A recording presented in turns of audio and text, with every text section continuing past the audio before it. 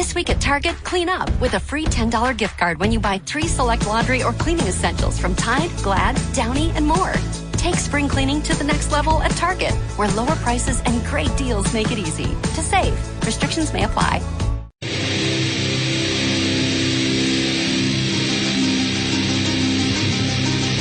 10, 9, 8. Ignition sequence has started. 6, 5, 4, 3, 2, 1, 0.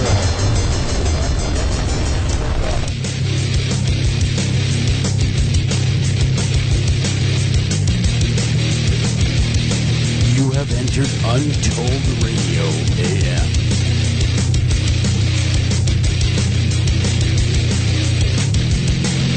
And now broadcasting from a secret location, your hosts, Joel Sturgis and Doug Hychek.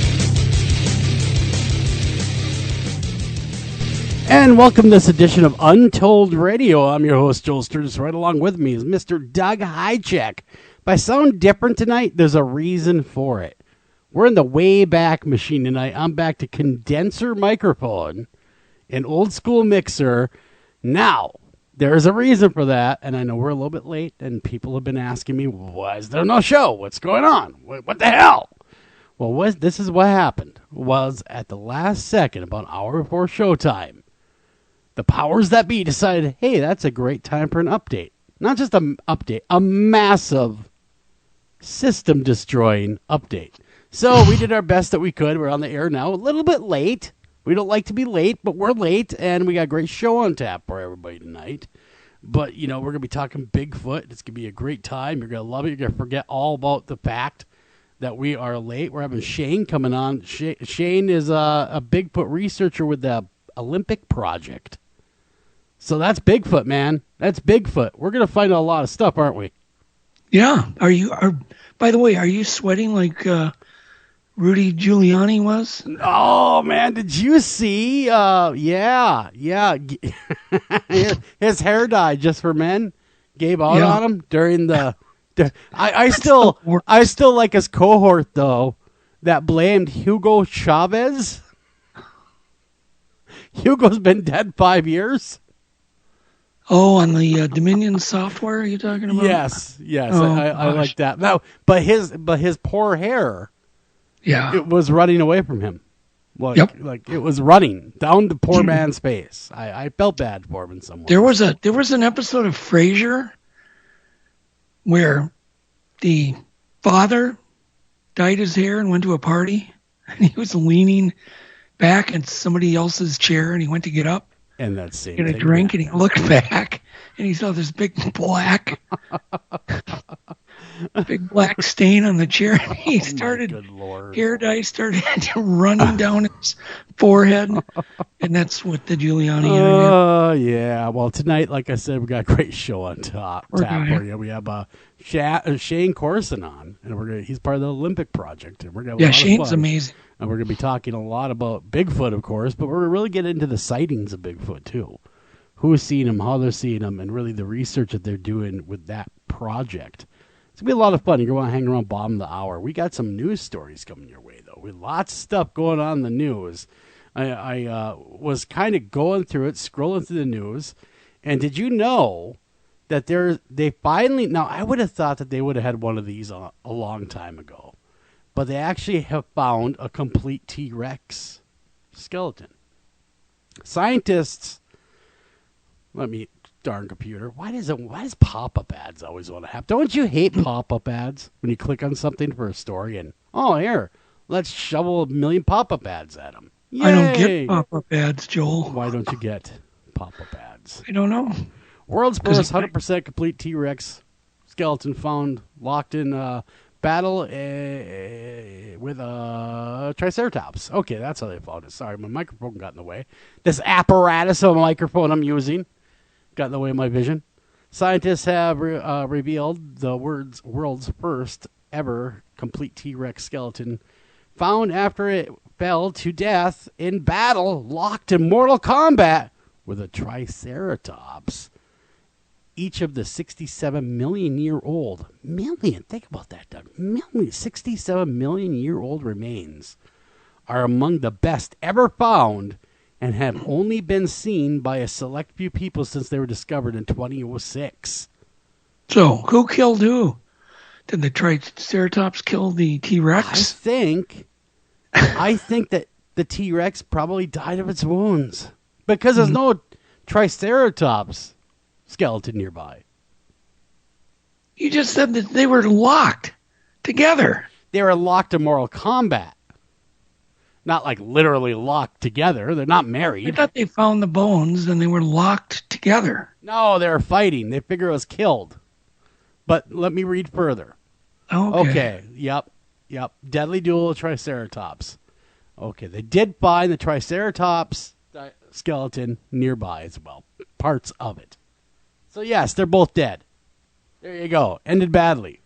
But who won? We don't know. We can't really ask that, can we? Because they're both dead. So see, nobody won. No one won. It was like the hair dye incident. No one was better for that.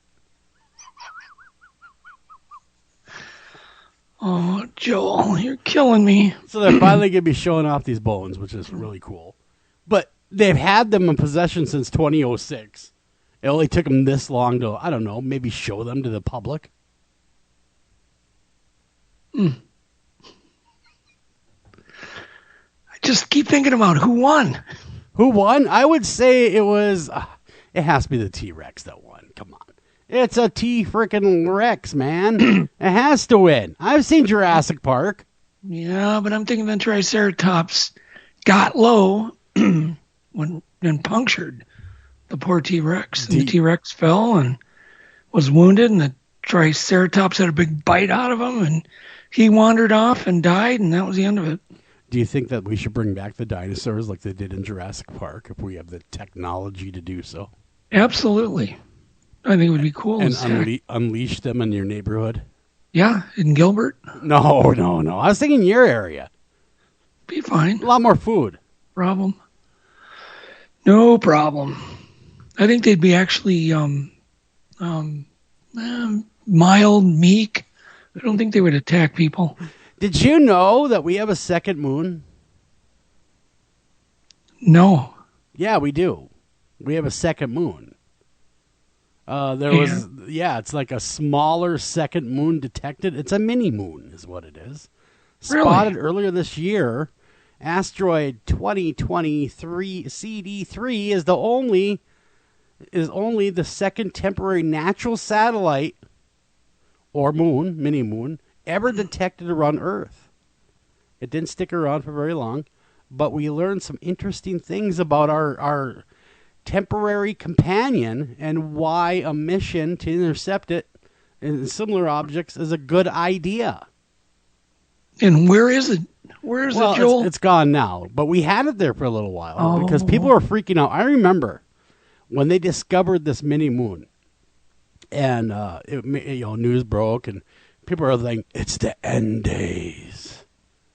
It's gonna crash into Earth and kill us all." Once again, Joel, you got to back up. How did the second moon just go zinging off? Well, eventually it broke loose of Earth's gravitational pull because it is an asteroid. Did something hit it? Well, like a pull ball? We're getting there. We're getting there, Doug. Oh, okay. The asteroid 2020 C3D was first spotted by astronauts from the Catalina Sky Survey at the University of Arizona on February 15th, 2020. Some preliminary calculations were made about the size and orbit, but new research published in the Astronomical Journal is providing the most definitive analysis yet of this rare mini-moon. Actually, so rare it might be about the only one that we've ever seen that mankind has ever put eyes on. That's how rare that is. That's but rare. You didn't answer the question, Joel. How come it went zinging off? I'm trying to get to that part. It oh was, my goodness! I'm reading ahead here. Hold on. About every 100,000 times, Earth's atmosphere, once a mini moon, objects aren't big enough to cause problems at Earth's surface, but tend to make a few wacky loops around the Earth before resuming. Okay, stop. Okay, stop. I will. I just know. Stopped. Because of the way journalism nowadays, they will not answer that They question. will not. No, I'm desperately looking. I'll bet you $1. I'll bet you $1. I'm desperately you can't find looking. The answer to that. What hit it made it zing off? I would imagine maybe some space junk. They didn't have space junk back then. Well, no, this is just this year. This is 2020. It was seen in February. But where was it seen? I'm so orbiting the Earth. No way. Yes. It was acting like a second moon for a time. Really? Yes. And a mini moon.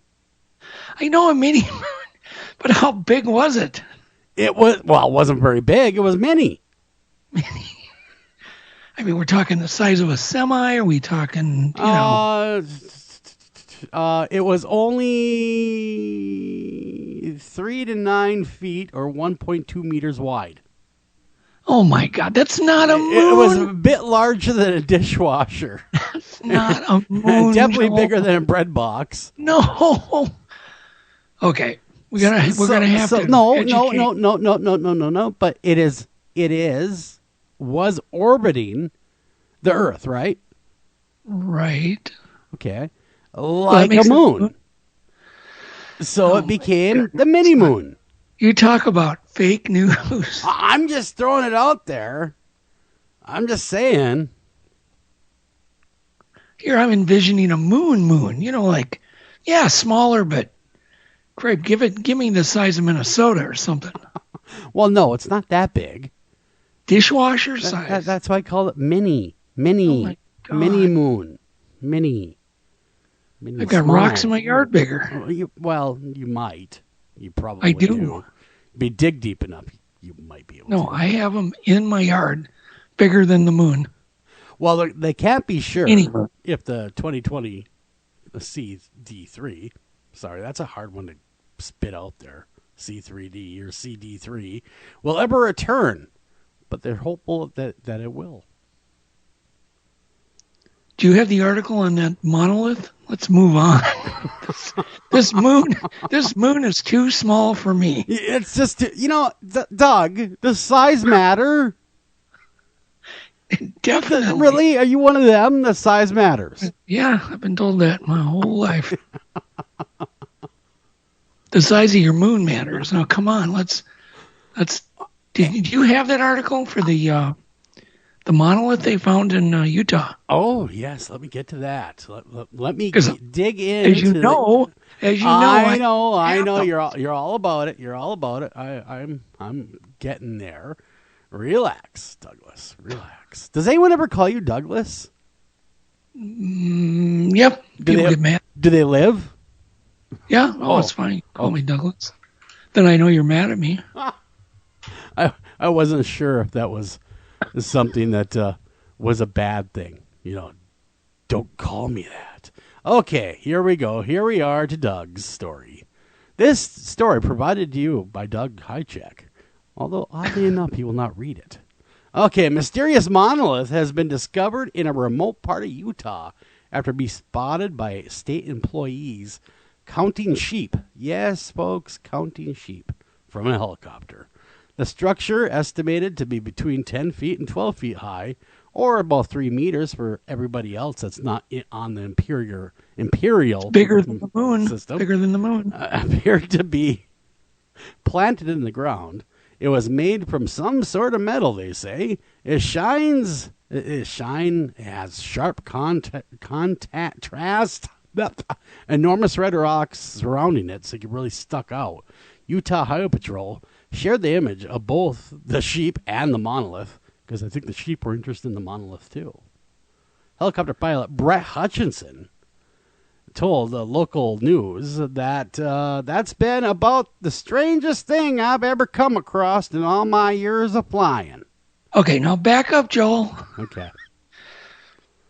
Did the monolith have any writing on it? Because what good is a monolith without writing? Well, I'm trying to get there.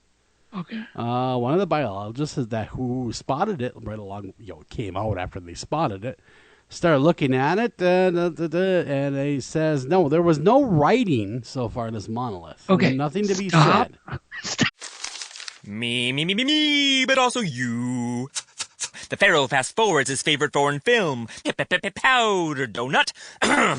Okay, what's my line? The only line I see here on the script is get options based on your budget with the name your price tool from Progressive.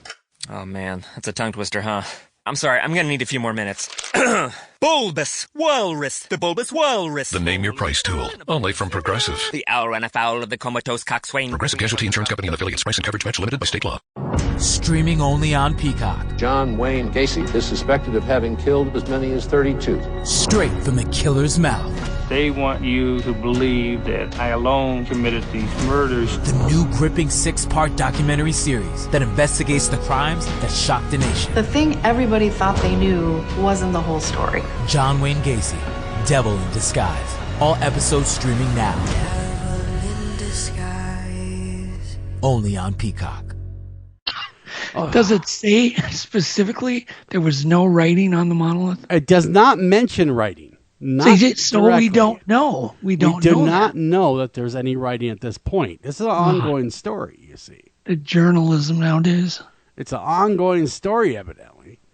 But one of the biologists is one who spotted it, just happened to fly directly over the top of it along with Hutchinson.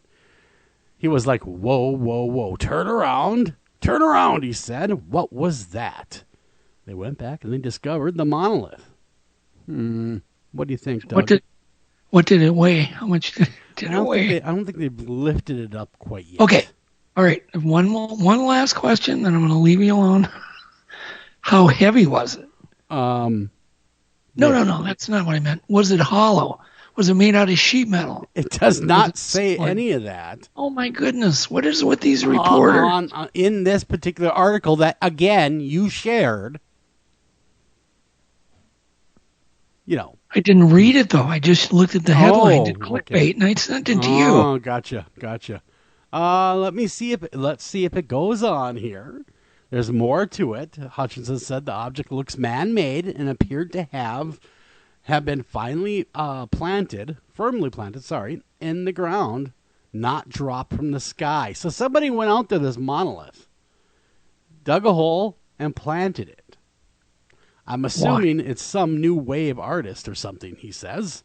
Yeah. Or, somebody that was a big 2001 Space Odyssey fan, Hutchinson said. Yeah, good man. The monolith is setting to resemble... It's resembling the famous scene from Stanley Kubrick's 1968 film, which a group of apes encounter a giant slab. Yeah, but that doesn't. I looked at the picture. It doesn't look anything like the 2001 monolith. Well, the somewhat monkey-like behavior of the two crew members, dressed in science costume and overalls. Okay, Joe. That's what it says here. That's exactly what it says. Who found? Yes. Who is going to waste time building a monolith, hauling it out in the middle of nowhere with a helicopter, installing it, but there's no writing on it? There's no writing or anything, nothing to really say, hey, this is why we did it. No manifesto can be found written. I'm going with Bill Gates did it. You think so? Think Billy Gates had time? I think so. No, he was too busy making updates come through that no one wanted. Yep.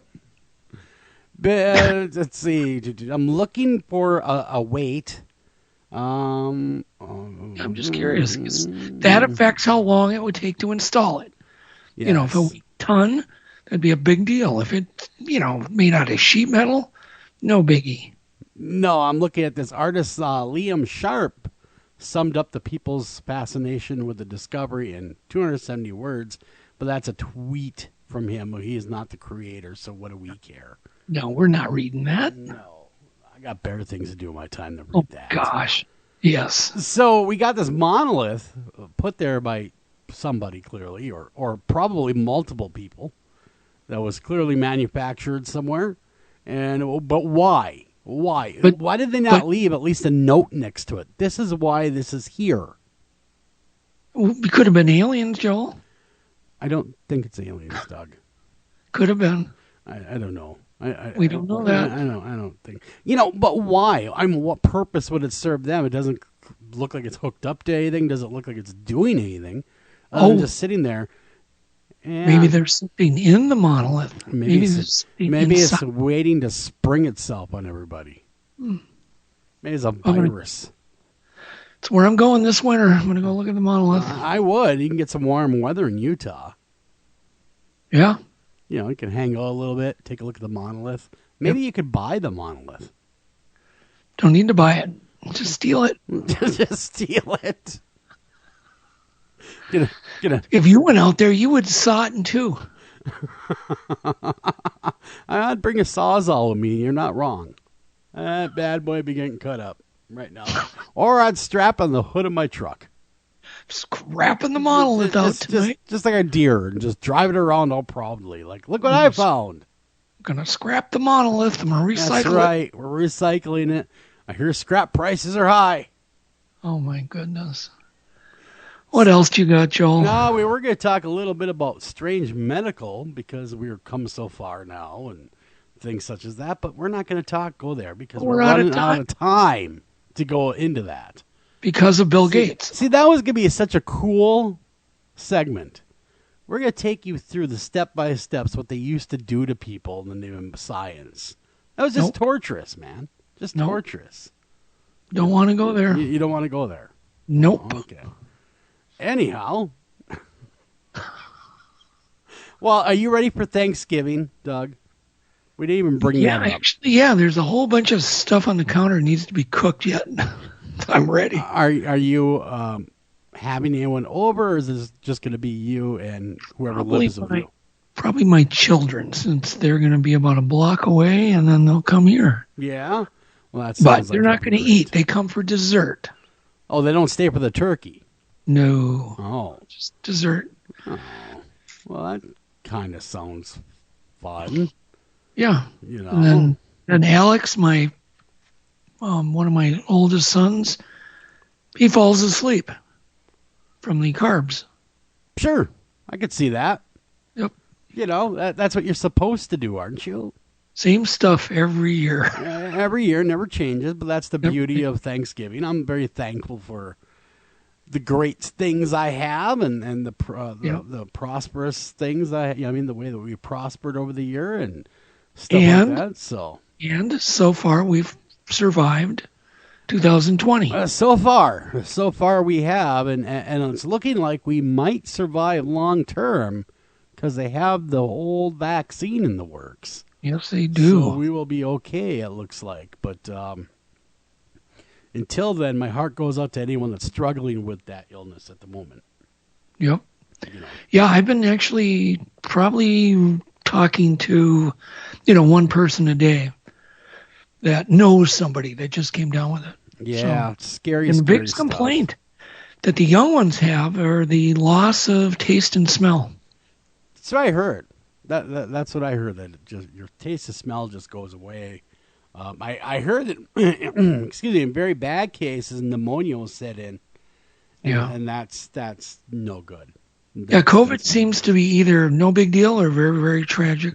One of the two. Yeah, there doesn't seem to be very little middle ground to that. Yeah. And that's why it's scary. Yeah, exactly. We got to run a break. We come back. We're going to be going on the air. We're going to be talking a little bit of Bigfoot. Don't go anywhere. It's going to be great. We got Shane Corson on, and I'm really looking forward to this. Be right back right after this.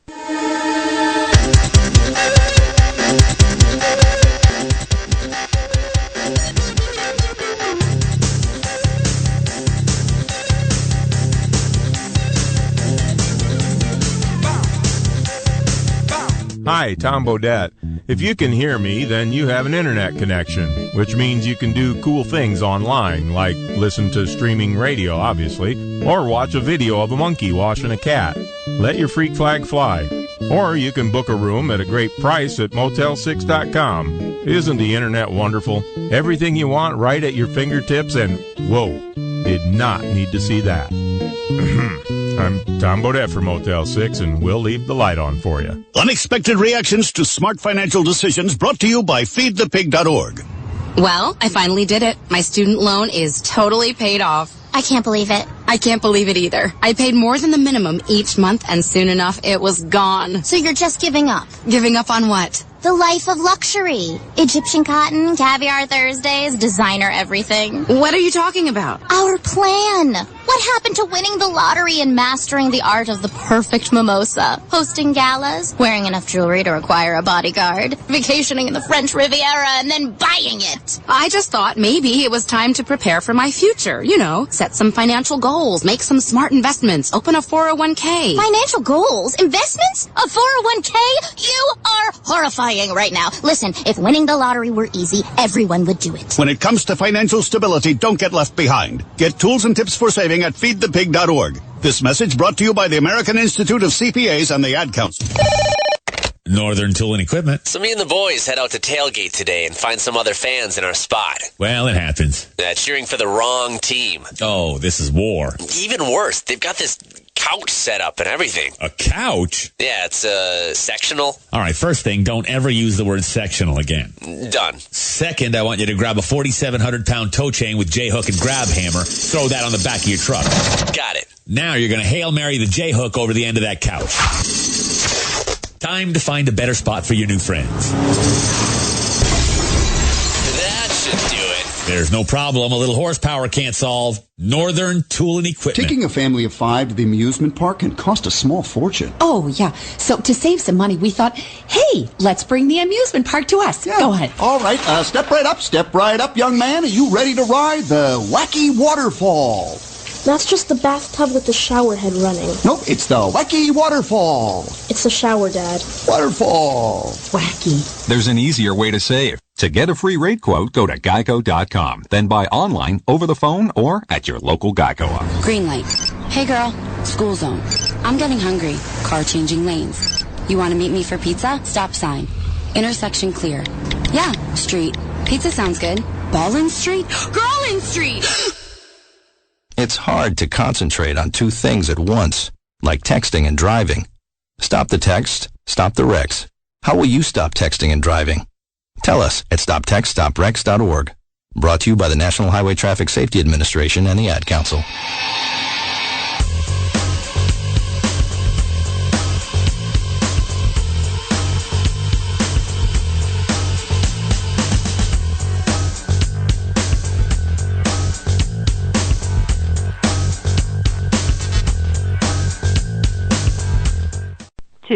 And welcome back to Untold Radio. We're feverishly trying to get our guests please going. Record your message. When you've finished recording, you may hang up or press 1 for more options. No, we don't want to do that. No.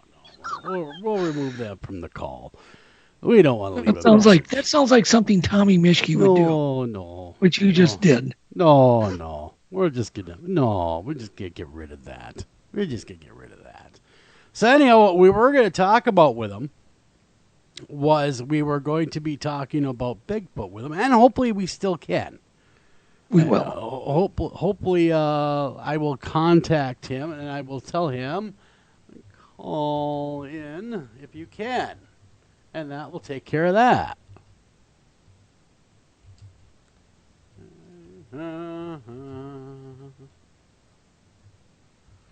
Please, I'm begging you, call in.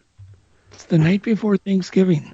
I know. It's almost like the fates are angry with us. All of these screw-ups, Joel, are your fault. All these screw-ups are technology's fault. Bill Gates. Bill Gates, yes. But I mean, I guess ultimately, in a roundabout way, it could be construed as my fault. I guess. Right, I'm sitting pretty. Well, you know, I mean, you have the luxury of just showing up. Sort of. A little more to it than that. Well, you know what I mean.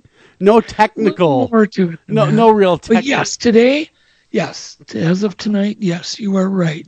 All I got to do is just show up with my bottle of Fiji water. And that's it. Well, you do know it's my biggest worry. Everybody loves you, Doug. You know this. Yeah. You already knew that, though. But anyhow, let's talk about Bigfoot a little bit. We were going to bring up about what does the Olympic Project do, Doug? I don't have any idea, but they do. No, they do research. They're kind of the elite group, really, in the U.S. I mean, everybody kind of looks up to them because they're doing things in a very scientific manner. Really? Yep. Very cool. There's also, and I might want to add, there's also an organization called the Wood Ape Conservancy Organization. They also do everything in a very, very scientific manner. They have, people that actually have credentials. And I like the title, The Wood Ape versus Bigfoot. I like that too. Yeah. I like that. To show you how easy it is to file a claim with Geico, we hired sports commentator Dick Vitale. Tonight's matchup is me versus an ugly fender bender. If I can eke out a win, it would be a miracle, baby. Mr. Vitale, it wouldn't be a miracle because Geico gives you a team of experts to help manage your claim. It's going to be a nail-biter. Nope. The Geico team is there for you 24/7. Now that's a dipsy-do dunkaroo of a claims team. Geico is awesome, baby, with a capital A. Geico. Great service without all the drama. Whatever you're funny, Peacock's got it exclusively. Stream classic sitcoms like The Office, Parks and Recreation, and 2.5 Men. Plus, catch Peacock original comedies like AP Bio and Saved by the Bell. For all your exclusive comedy faves, go to peacocktv.com and get started. I like that much better than just, it kind of gives it some scientific legitimacy, at least the name does, where it makes you stop and go, whoa. That kind of thing. They seem very different. Well, that's kind of what they are. They're a North American ape, I believe.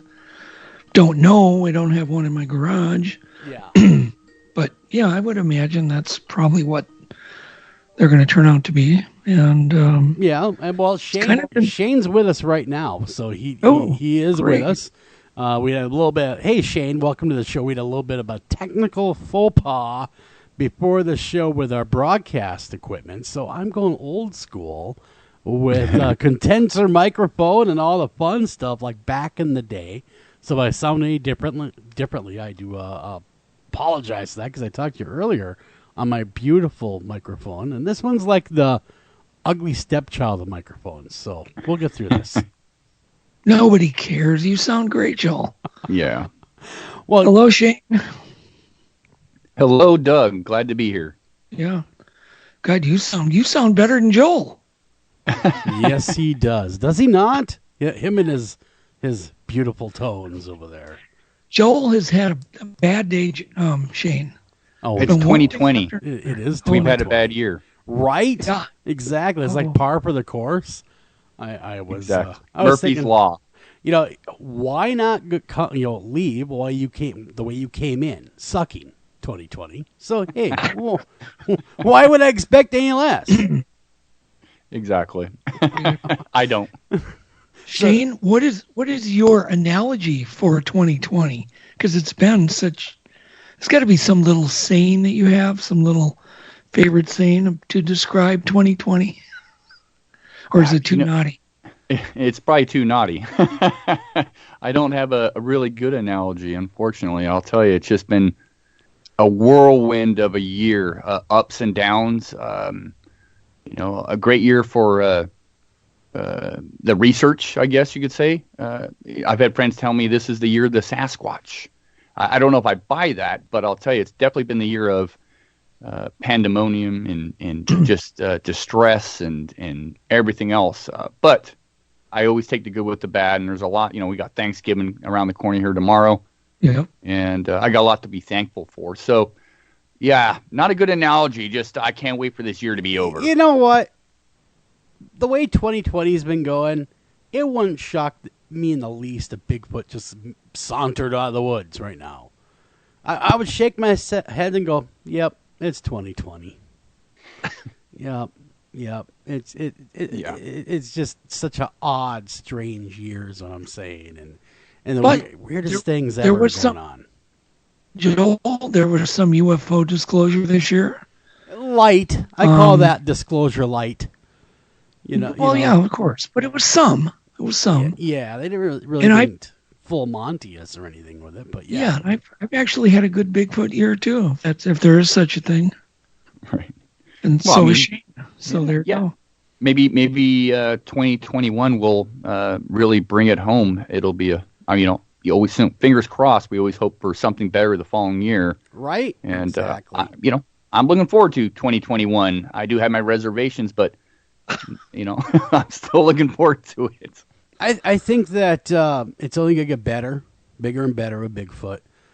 Not only because people are more interested. I mean, it's picked up popularity over the last decade or so in a big way. Thanks in part to like what Doug has done with Monster Quest and other shows like Finding Bigfoot, stuff like that. That's really brought it more into the mainstream than it ever was before. And more sightings come with that more in the mainstream too, I've noticed. There's been more sightings than ever before. Yeah, I mean, definitely kudos to Doug for Monster Quest and a lot of the other stuff he's done over the years, even this year with the squid. I'm looking forward to stuff of that caliber for 2021, and with that does come, eyewitnesses coming forth, that never would before, because it was so taboo. Yeah, but you make it more comfortable, and here we go. Yeah, now there's a comfort zone about it. Now I can come out and talk, and because it's become that mainstream thing, that it wasn't before. And have you noticed that in your own research that people talk about much more comfortably than they did before? Oh, absolutely. Absolutely. You got to take the good with the bad. You get a lot of honest witnesses that come forth, but then you got individuals that want their, 15 minutes of fame and make stuff up, or just, with social media specifically, where it's so easy to share a story and something on the internet and people just fall for it. But, been at this a long time. I know many of you guys have as well. You can kind of weed through that junk. You kind of hone in on what you've been looking for based on what you've experienced, the people you've talked to, the evidence you've come across. So you kind of have an eye for skullduggery and what's truthful. And so, but I've definitely seen an influx over the years of people willing to come forward, even if it's just to tell you in private, hey, I know you're involved in this. And those ones I really take to home. Those are the special ones that people, loggers and policemen and homeowners and you name it, they come forward and say, you know what, I was watching this show or I was listening to this podcast and something really resonated with me because I had this happen, or I knew something that happened to so-and-so.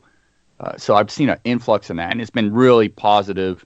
And as you get more seasoned in this sort of study, this sort of investigation, you can weed through a lot of the bad. So yeah. Definitely. Yeah. Well, you grew up in San Diego, am I correct? California, right? Correct. Yeah, I was born in Scotland. I moved over in '93 at the age of 13, but I lived a good portion of my life down in San Diego. Yeah. Okay. Now that everything that's going on, and we know the Pacific Northwest is pretty much the home of Bigfoot, really. I mean, a lot of people argue that with me, but really that's where it was discovered mostly, and that's where the PG film took place. That's the home of Bigfoot. Have you noticed in that area where you grew up, or in that area, that Pacific Northwest, more activity and more people, because more people are in the woods now looking for Bigfoot?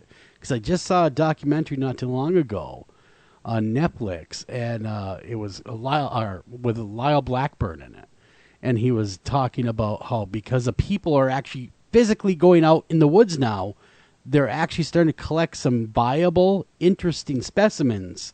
Have you heard the same thing, or is that still in its infancy? I think it's right now. It's always in its infancy, but definitely, I will say that with the amount of people interested in this phenomenon, growing up, in San Diego, most of the reports down there were historical reports. Very few, and they do trickle through. I got one about a year ago from the Escondido, San Pasqual area that was very interesting, but very rare to hear those reports. So down there was a lot of the historical stuff, like the Zubies down in Alpine and the stuff going up in Cuyamaca. But definitely, over the years, I've noticed a lot of people getting out into the woods, enjoying nature. That's something a lot of us preach is, there's Sasquatch out there, but, enjoy your surroundings. Your chance of having an encounter probably pretty slim, or coming across something, but keep your eyes peeled. And I think with a lot of the solid investigators out there and some of the solid programs that have been presented, people kind of have an eye of what they should be listening for, what they should be looking for. A lot of people now carry recorders out to the woods. Maybe they're going on a camping trip, but they're going to record their experience there. And so they don't just come away with a story. They got something to back it up. And so, yeah, definitely notice that for sure.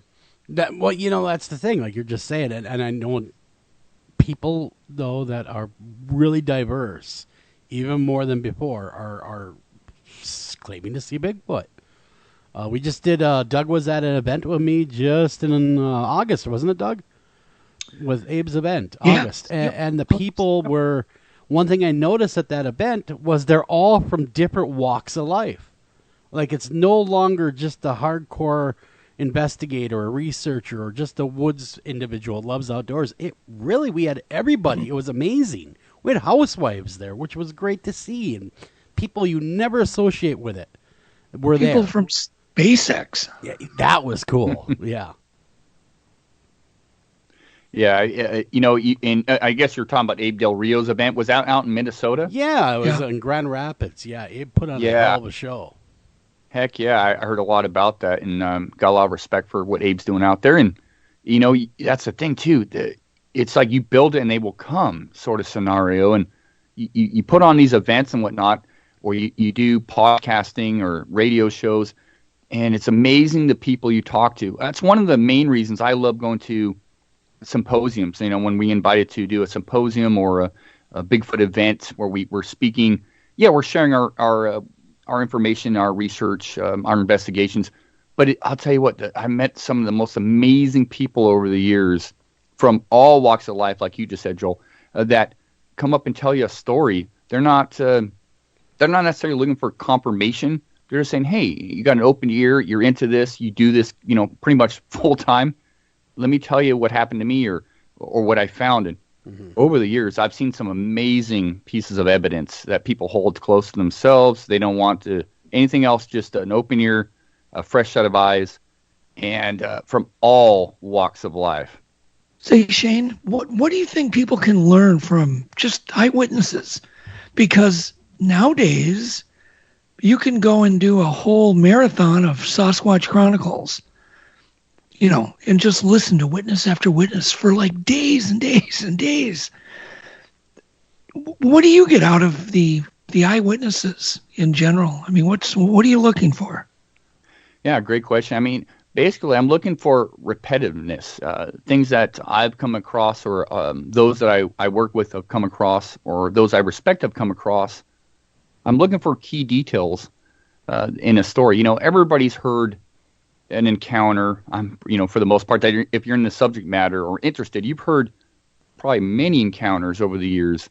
So what I'm really looking for is specific details, time of day, location, what exactly did you see or what exactly did you hear?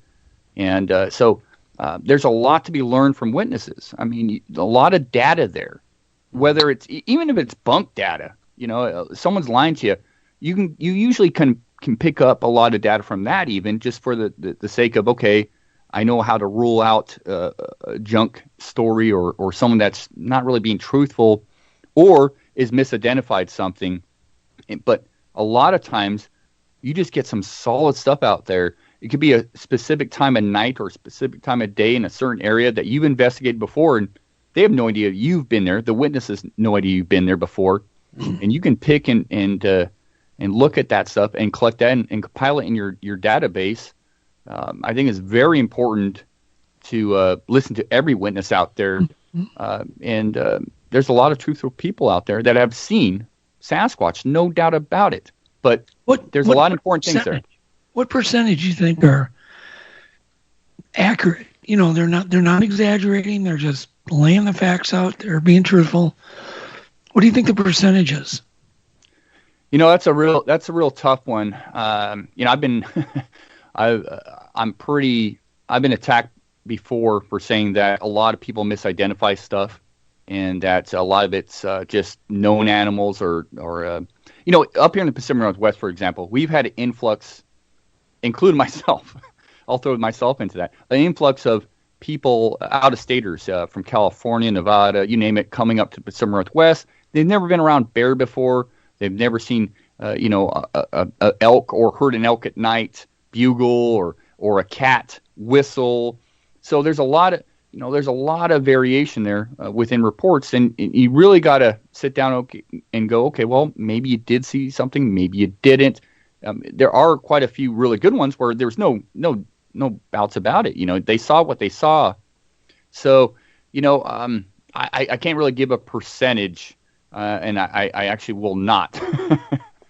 I can only speak for myself, but many times when I'm going to a new location to look for Bigfoot, I guess, for lack of a better term, I get to know what's around me, what kind of animals first, what's indigenous to that area. That's going to be the biggest thing that will trip us up, thinking it might be a Bigfoot, right?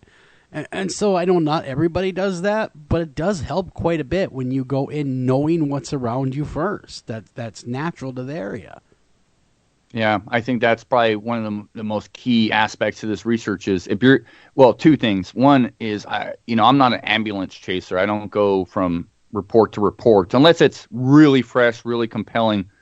We got within the Olympic Project and myself, we have key areas we just hone in on and research those areas, and we get to know all of the fauna, all everything inside and out. Before that way we can kind of know what's going on in this area. And then if something stands out, if something happens that's out of place, whether it's a vocal or something you see or something you come across with, an impression on the ground or hair, you get to know all of the known animals in that area, what they're capable of doing. And I think the more time you spend in one area, the better, the better. And so, yeah, definitely as an investigator, I think that's super important. But I also think spending a lot of time in one area, and I'm not talking about a month or 2 months. I'll talk about years. Yeah. I think that's very important. Yeah, I agree with you. And that's the thing is when people have these sightings, though, it seems to be more often than not chance sightings. I mean, it's the people having a picnic or they're driving down the road or they're doing something other than looking for Bigfoot is what it seems to happen. And I wonder, I'm curious what percentage of women see it versus men, though. Because it was interesting because when we were at that convention in August, one of the questions that was posed to Bob Gimlin was, do you believe it will be a woman to find a Bigfoot first? And he supported that in a lot of ways. He was kind of saying that a lot more women than men seem to see Bigfoot, unless that's wrong or I'm wrong, but that a lot of the reports are females. Yeah, I think personally speaking, I think women are just way more observant than men. I really do. I think women are way more observant than men. The vast majority of sightings, hands down, are roadside crossings. So, and there's a lot of reasons for that. I believe just because more people are driving on the road, and Sasquatch is going from point A to point B, more people are driving on the road than, say, hiking in the woods. Mm-hmm. Hiking in the woods, you come across a bear. Not necessarily a rare occurrence, but semi-rare. And, you come across a cougar or a bobcat, even more rare. But with roadside crossings, not to shift gears here, but I think with roadside crossings, I've thought about this for a number of years. Why? Is it just the number of people on the road? Yeah, definitely. But I also think that Sasquatch is an opportunistic eater. And so you got a lot of roadkill. I took a cross-country trip from Washington to Kentucky and Tennessee. I went across the country, and I noticed a tremendous amount of roadkill. I counted deer, predominantly raccoon. Yeah, a lot of that. Which is, a lot of raccoon. And there's a lot of reports of Sasquatch eating raccoon or chasing raccoon or, whatever. So I think a lot of those roadside crossings have to do with roadkill. Sasquatch is taking a meal because it's readily available. It's right there. It's easy. A lot of known animals do that. Now, with women, like I said before, I think they're just very observant. It very well could be a woman that eventually proves this, this entity, this Sasquatch to exist. Men, we're more honeycomb. We kind of stay in our little honeycomb thought process where women are multitaskers. They can do a lot of different stuff. And So I echo Bob Gimlin's comments there. Shane, how do you think this mystery is ever going to end, or do you think it's not? I mean, what's your thought? Is it going to be a semi-truck? It's going to take one out? Yeah, that's a tough question, but I do think this is going to be solved. I'm very much an optimist. I've seen a lot of great things happen over the years. A lot of academic individuals coming into the picture here that are up and coming, excited about this research. They're actually looking into it. Things are coming down in price as far as testing and samples. I think, hey, any day now, someone could shoot one or hit one in a vehicle and it's game over. And, I don't want to be the one to ever, I would never personally shoot one, but, hey, you know what? If it happens, it happens. It ends the mystery and we can move on.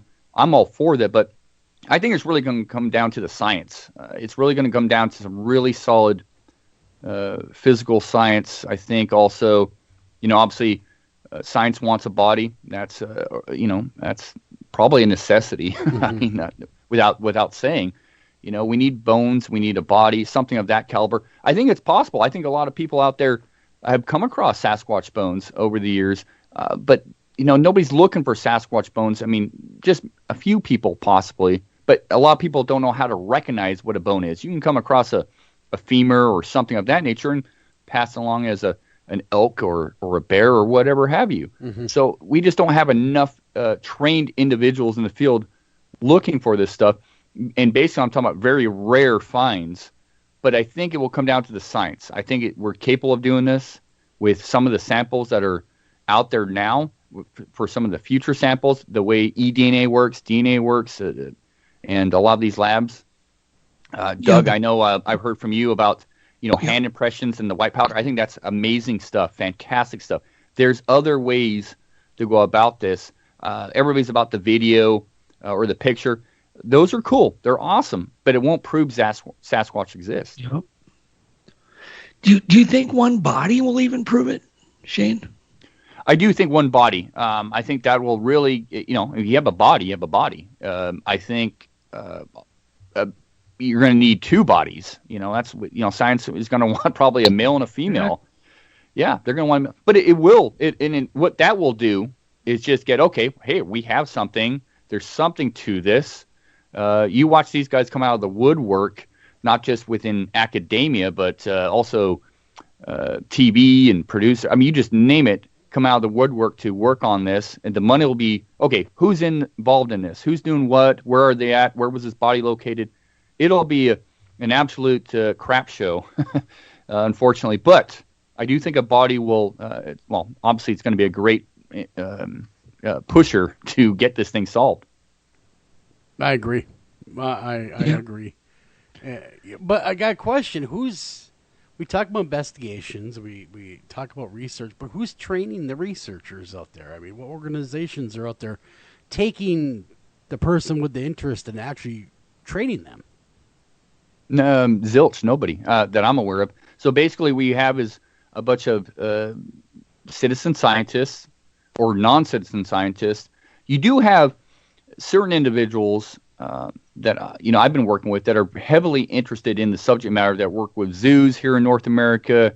They have different degrees in anthropology and primatology and whatnot that are interested. They just don't have the time or the funding to get out there to actually do something bigger than, say, what I would do as a layman.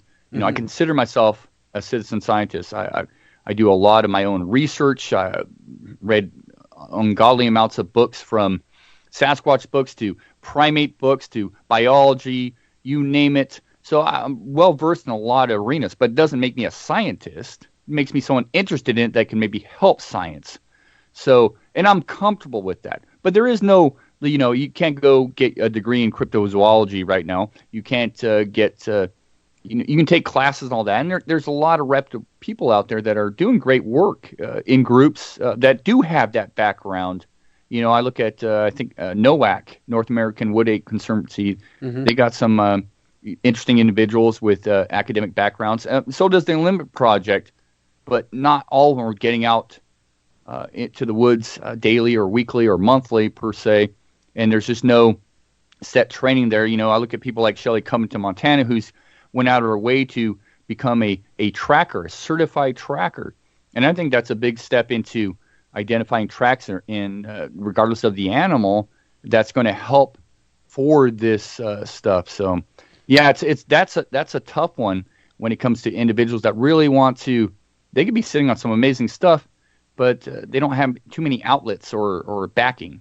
Yeah, because I know I was on the Olympic website and it says field training, and I was curious of what all goes into that field training you guys offer through the Olympic project. So with that field training, so a lot of us are like Derek Randall's of the Olympic Project. He's a professional guide. We're all outdoorsmen. We're all avid hunters and survivalists, so to speak. I think a lot of times when people get into this research, they walk into the woods and think, I'm going to find something. But a lot of people go missing that way. Yeah. So what we teach people is to be comfortable in the woods. First, it's like it's a plan. A pilot, when he gets on a plane, he has a plan as to where he's going, where he's coming from, and all that stuff. We do the same sort of setup. We tell people, okay, specifically for the Olympics, this is, how you want to camp. This is the stuff you want to have in your backpack. You want 2 of everything. You want to have a map. You want to tell somebody where you're going. You want to know your directions. You want to know how to use a compass.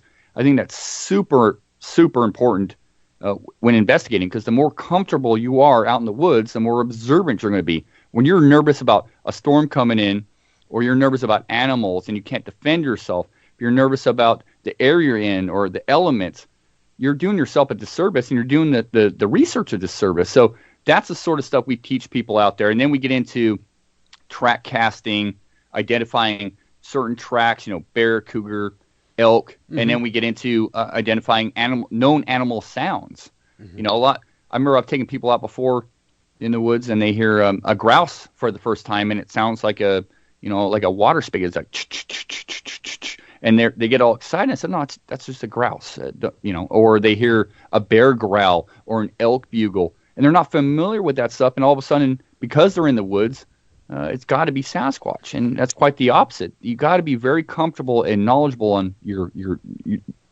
what you're listening, what you're seeing, but also comfortable with your time in the woods. I can't preach that enough. You have to be comfortable out there, and you have to have a plan and familiar with the area, the way in, a way out, where it's the nearest water source, all of that stuff. So that's kind of what we do as far as field training. We never promise anybody a sighting. Never promise anything they're going to come across anything of interest, because the vast majority of time you're out there, you don't. But when something significant happens, you got to be prepared to either film it, record it, whatever have you, cast it, collect it properly, and that's stuff we teach as well. What I was kind of curious of whether, because I'm an investigator, I'm a member of the Minnesota Bigfoot Research, Abe Del Rio's team, but I don't go out as often as I should, and I just don't have time anymore like I did. But I grew up in the North Woods, way up here in what they call the Iron Range, just really spent my whole life in the woods. And so when I go out, I'm already comfortable. But I've seen that firsthand. Getting somebody comfortable is not the easiest thing to do, especially at night. When the sun goes down and they're in the woods and it's dark, and the creatures that are coming out that only come out during the dark, like the bears are a little more active. You have other creatures that are actually out there nocturnal. It takes a little bit for them to get over the jumpiness of being in the woods at night. Yeah, absolutely. I can't tell you how many times I've taken even seasoned hunters and whatnot out to the woods, and when the lights go out, and they're hearing stuff or seeing stuff, they're ready to hightail it out. I've hiked many people out to remote areas, and when the lights go out and they hear stuff or whatever have you, they're ready to get out. They're done. Yeah, it becomes I don't want any part of this. Yeah, it becomes a whole different world. It does. It becomes a whole different world. But once again, just you got to be comfortable. You got to be, you respect the woods. You respect your environment. You respect the animals out there. But you got to be comfortable. Otherwise, there is no point going out there and doing any sort of research if you're not comfortable. I'm not saying you won't get scared at times. I'm not saying you won't be razzed, that you'll be second guessing yourself. That happens. Been there. Yeah. But I'm solid in the fact that I'm out there to do something of importance, regardless if it's important to anybody else. And I'm comfortable doing what I do. And I tell everybody, when you enter the woods, you respect it. And, you have to be comfortable. And you have to be comfortable in all elements, all weather phenomena, and also with the nighttime. Because with the nighttime comes a lot of odd sounds and things. We don't live in the woods. Now most people don't live in the woods. So you're going to hear a lot of odd stuff. A lot of people, the first time they hear a barred owl and it sounds like a cackle of monkeys, you're going to, you might be a little bit freaked out, but you got to know what you're dealing with. Those owls get huge, too, some of them. Mm-hmm. Oh, yeah. They can get a little aggressive. They can get a little aggressive once in a while. Shane, can you elaborate on the water connection? You had mentioned water sources. There's this huge connection between... Streaming only on Peacock. John Wayne Gacy killed 32. Straight from the killer's mouth. They want you to believe that I alone committed these murders. The new gripping 6-part documentary series, John Wayne Gacy, Devil in Disguise. All episodes streaming now, only on Peacock. This is your new home speaking. I know you haven't moved in yet, but I need some favors. Could you dust the blinds? The dust makes me feel dusty. Also, we could save a lot of money if you bundled your home and car insurance with Geico. It's super easy to do online or over the phone. Last favor, when you move in, could you stick to one aesthetic? The last owner had a weird mix of floral wallpaper and nautical tchotchkes, and I can't have another identity crisis. Geico. For bundling made easy, go to geico.com today. Bigfoot and water. And, we have the same thing all over the country. But can you explain it to our audience?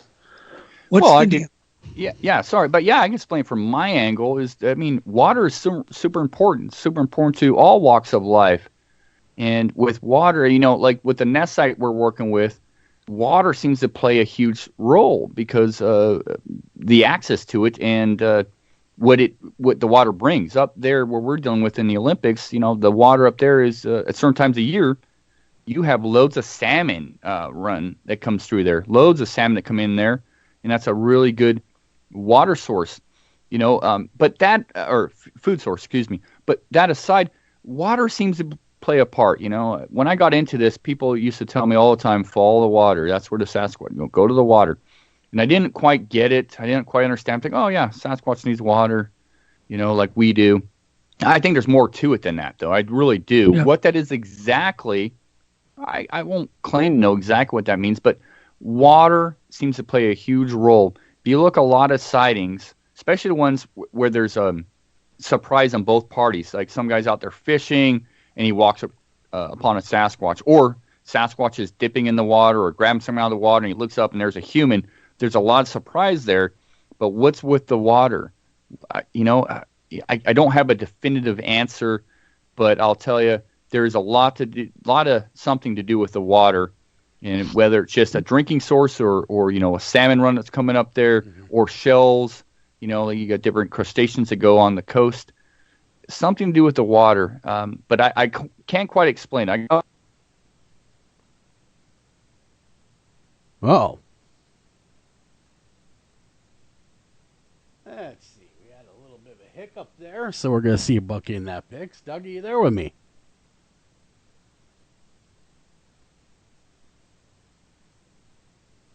So we had a connection loss on one of the lines here, so let me go ahead and go to break, and I'll come right back, and we'll get that figured out. I'm not quite sure where that happened or why it happened, so again, let me go to break. We'll be right back right after this.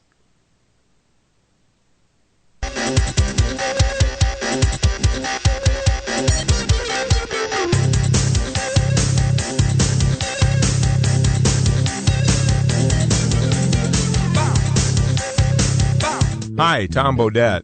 If you can hear me, then you have an internet connection, which means you can do cool things online, like listen to streaming radio, obviously, or watch a video of a monkey washing a cat. Let your freak flag fly. Or you can book a room at a great price at Motel6.com. Isn't the internet wonderful? Everything you want right at your fingertips, and whoa, did not need to see that.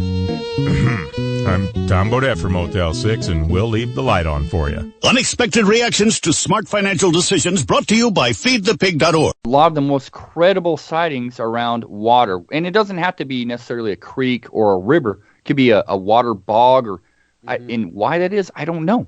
There's quick escape routes, a scent, get rid of your scent. Who knows? Suppose it provides food, water. You know what I mean? Sure. Like everything right there. Like I think you're right on and hitting the nail around the head. I mean, water is life for a lot of animals, Bigfoot included. Mm-hmm. And then you have everything else too. I mean, you have a lot of ungulates that hang around these areas. If Sasquatch it does indeed hunt or feed upon, eat meat, you have a lot of deer and elk and everything else that hang around these areas because of the water sources. So, I mean, there's something to it for sure. And like Doug was saying, very credible reports come over the years in that manner where there's been water sources. It could be a lake as well. I would say 95% of maybe I'm going a little bit higher, at least 85% of the sightings that I have heard have been from fishermen that have seen them from the boat, a lot of them, or they've been offshore fishing and a rock could get thrown in the water from a distance from them. So there a lot of those sightings, for me anyway, sounds like for you too, involve that darn water. And it'd be nice if we could figure out that X factor, why, other than the obvious, there has to be more to it though. Why the water? Well, so what happens, Joel, they don't seem to wander far from it. No. And that's what's so interesting. They stay within a certain distance and don't seem to ever vary from that distance. Yeah, water's a great, walkway. It's a great, there's more forest cover around a stream. I mean, you can have a stream go right through farm country and it can be forested on both sides. Yeah. But I do think there's more to it, like Shane said, because they don't seem to wander far from it. And that's the mysterious part. Yeah, I mean, one of my favorite episodes of Monster Quest was the Snow Grove Lake episode with Dr. Meldrum, and you talk about the bodies of water up there. Oh my goodness, it's endless. It's just there's more water than land. But to be devil's advocate for a minute, if that were the truth, then Minnesota would be the mecca of Bigfoot. 10,000 lakes. Maybe not. I think Minnesota's there's a lot more sightings here than are reported. Minnesota's the mecca for people keeping their mouth shut. You're so right. And Minnesota cold. Who knows? The further north you go, the less chatty they are. Well, plus we only have 4 months, of decent weather, and then if they're here, no doubt they're probably booking out, for a little more moderate weather. That would be my guess. Yeah, just a guess. I agree. With up here in Central West, like up in Washington, we're really temperate. Yeah, we get snow and cold weather and all that, but it's moderately temperate. It doesn't get too crazy. You get your years of more snow than not. You always get snow up high in the Olympics, but you get down low and pretty temperate, and you still have a lot of food. I mean, just a lot of food within the rivers and everything else. It's crazy. So. I've never been to Minnesota. I've passed right by it, but from what I hear, it's dang cold. You guys got a lot more snow than we do. It gets a little chilly. Yeah. Ice fishing. 30 below is pretty common. That makes more sense now that I think about it. They're kind of nomadic because we don't hear about a lot of footprints in the snow. I mean, we hear about some, but not a ton. You would think once the snow is here, that you would see a lot more tracks. Yeah, most of the footprint finds in the snow are in late March, when they possibly could be heading back. Yeah, I mean, makes perfect sense to me. Now, to get back to your question, Doug, about the nest, yeah. So, this could be a book here, but I'll tell you. So, back in 2016, a timber surveyor was out cruising an area. He was marking the line to be cut. I think for the following year, and he came across these ground nests. I think originally he came across 3 of them, and this guy's been doing this for 25 plus years. He goes out solo. He's been around all sorts of animals. He's pretty much seen it all. I mean, 25 years out in the woods, hiking solo. he came across these ground nests, and he was blown away, and he got a little bit freaked out because he just never seen anything quite like these nests on the ground. Mm-hmm. And he got a hold of Derek Randles, and I'm making this short a little bit, but he got a hold of Derek Randles of the Unlimited Project. The reason he got a hold of Derek was because 10 years prior, Derek, by trade is a landscaper, and he had done some landscaping for this timber surveyor, and he knew Derek Randles. Derek's been on TV, and he's interested in Bigfoot and all that, so he knew that Derek had probably, and he knows Derek spends a lot of time out in the woods. So he thought, well, shoot, I'll shoot Derek a call and see if he's interested to come out and checking this out, seeing if he's seen anything like this. And so this timber surveyor, Derek Randles, and James Milling of the Inland Project came out, as well as 2 DNR, the Department of Natural Resources guys came out, and they hike out to this area, and none of them had ever seen anything like this in their life. Nothing they'd recognize, nothing in all their years they'd ever seen, and they were just blown away. And that day they found, I think, a total of 7 nests, including the 3. So a total of 7 nests on this finger coming off a ridge, this plateau coming off a ridge. And right below it is a seasonal salmon creek. And this area it's huge. It's very thick huckleberry. You're talking about the huckleberry in this area. You won't be able to see, maybe 5-6 feet in front of you.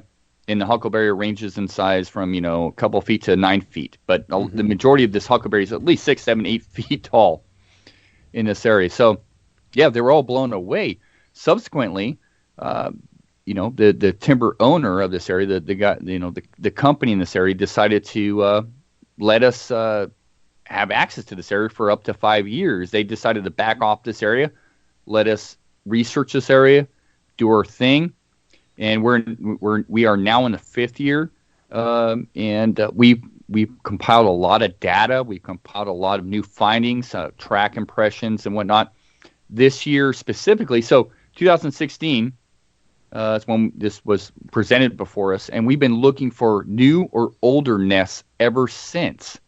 And though we did collect hair out of some of these nests and did some eDNA on the soil, basically the samples came back as human or contaminated, and I have issues with that. But the hair, visually speaking, is not human but primate-like, and it lacks a medulla, which is pretty common when it comes to supposed Sasquatch hair. But so this year, back in the month of February, right before this pandemic really set in and did a number on everything. A partner and I were out in an area that Derek Randles and I were out previously, 2 weeks previously, scouting an area looking for old nests or new nests or whatever have you. And Derek and I came across a couple of interesting finds. We're like, interesting possible older nests. They were pretty much unrecognizable, but we kind of know what we're looking for. So there were maybes, and said, okay, we had a plan to go back out to this area and really research this ravine, which is only about, 1,000 feet away from the original nest site. And it's an area that we have not searched, because you got to understand, it's very treacherous in this area, and it's a lot of spots to look into and traverse. So my partner, Todd Hale, and I were out in this area, and we're going to camp out on this logging road, but we were going to research this ravine. And that night we set up our camp. And we didn't quite finish setting up our camp. I wanted daylight, so I said, hey, let's hike out to this ravine that we're going to really investigate. Derek and I had found some possible older nests. So we hike out there. Todd Hill and I hike out to this area, and just so happened to walk up on something making a nest. And I say that because we walk down into this area, down into this ravine, and there's another finger in this area, another plateau, and we hear something really big moving around. And Todd Hale's half deaf. He's a motocross guy. He's played a lot of music in his life. He's half deaf. He could hear it. That's how loud it was. And he's a couple feet behind me. And I'm hearing this thing move around. And at first I thought it was a bear, because it sounded like it was approaching us. And I went, oh crap, I can't see. I drew my weapon out because I can't see what's coming at us. I can hear it. It sounds massive. so I know it's not anything but a bear, no smaller than a bear.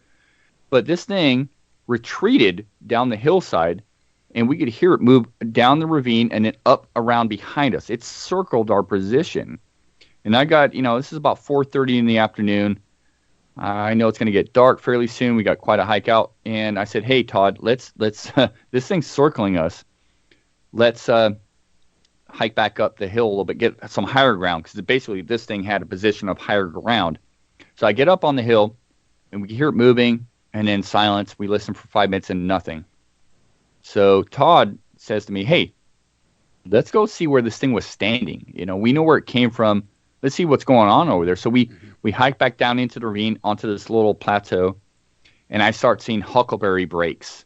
And once I saw those huckleberry breaks, they were everywhere, and I saw the trail, like it looked like someone taking a weed eater through the salal, which is a ground cover up here in the Pacific Northwest.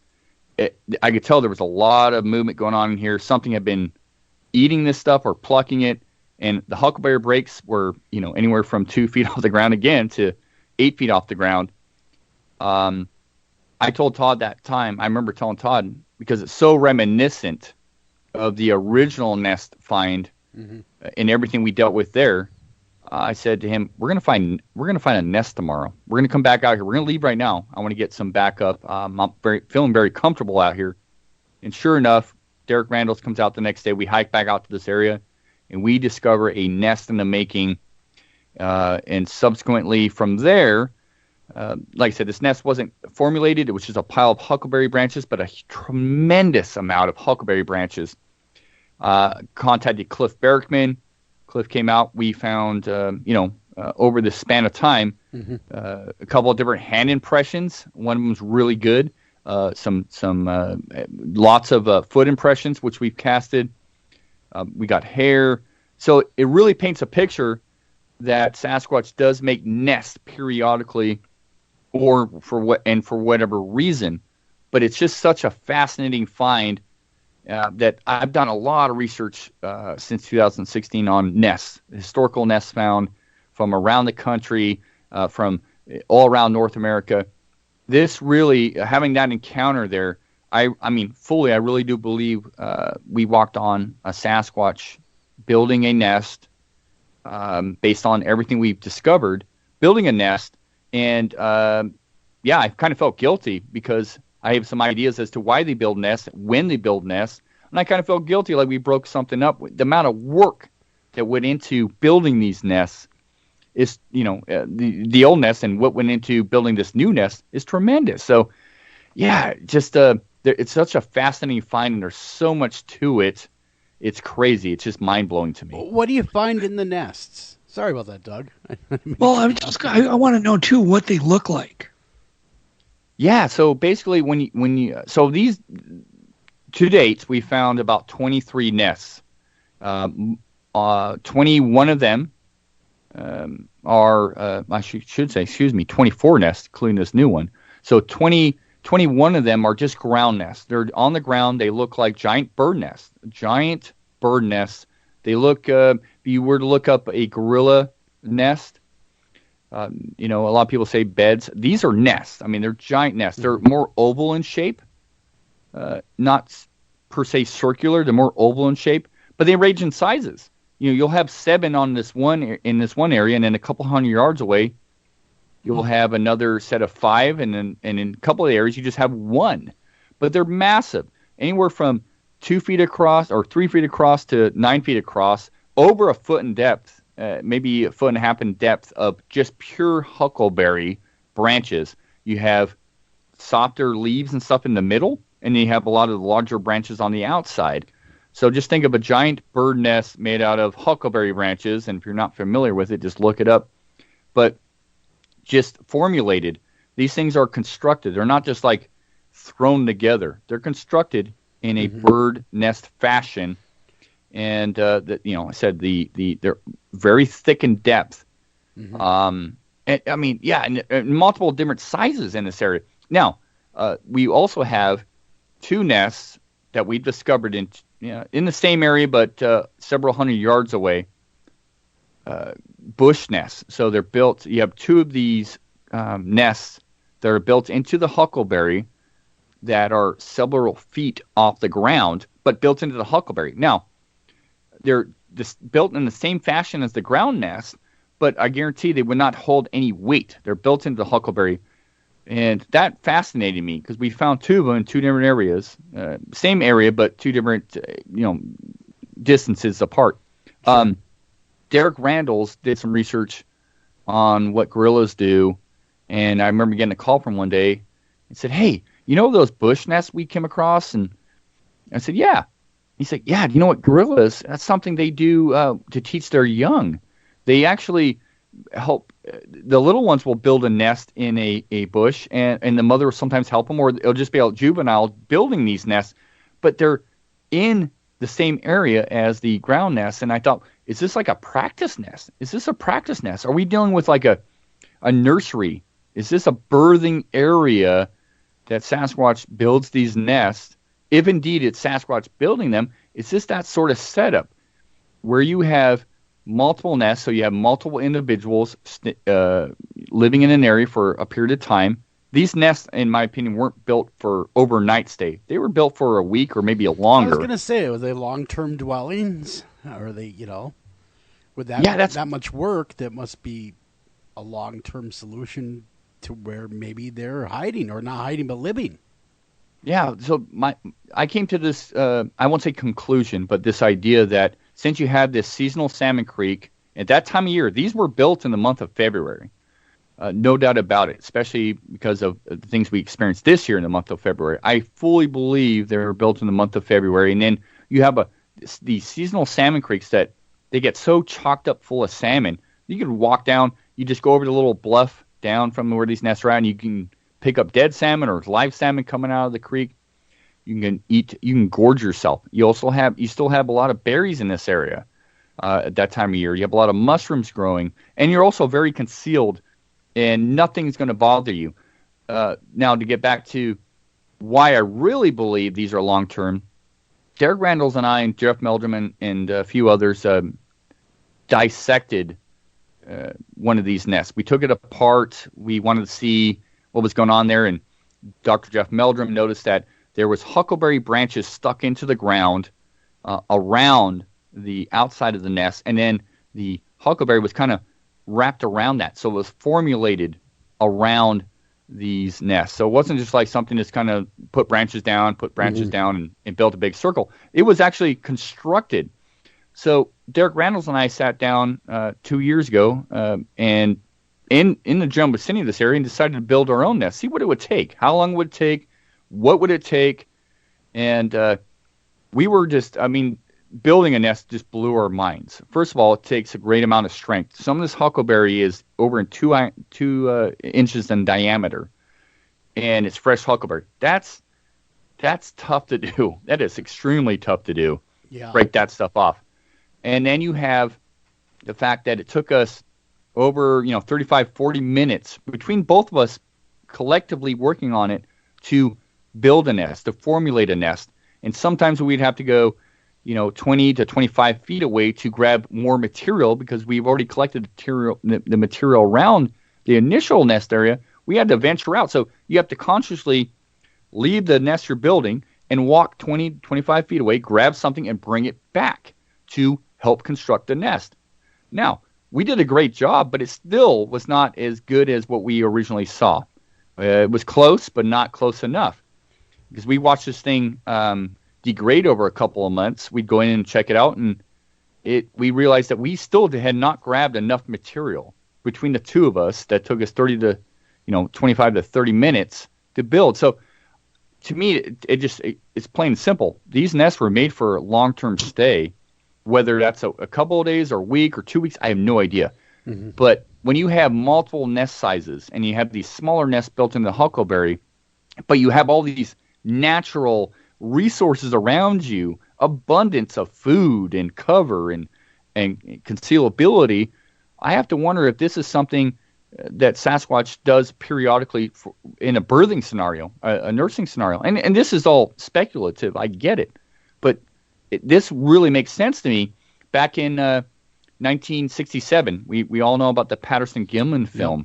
But many people don't know that there was a nest found above Scorpion Creek, which feeds into Bluff Creek, a stone's throw away from where Patty was filmed, that there was a timber cruiser out there by the name of Lyle Lafferty that found a nest in that area that is very reminiscent of the nest we've come across. It was, I think, made out of something a little bit different, but you have that female Sasquatch filmed, and you look at her morphology, her body, and everything else, and to say that there's a nest found 1967, October of 1967, the correlations there just blow my mind. So, yeah, I'm excited about the nest stuff. It's really mind-blowing to me, and I'm really stoked.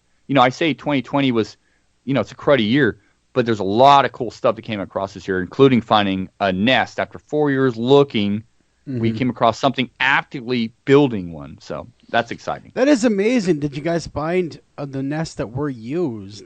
Was there a lot of physical evidence left behind from whoever was inhabiting any of these used nests? Like, what are they eating? Like, maybe more hair or possibly scat?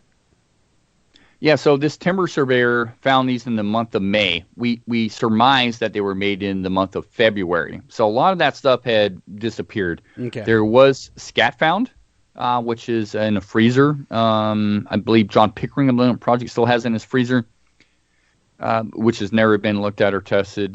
That I believe was found inside the nest, a nest. And we've got lots of impressions casted from this area, and then we got the hair.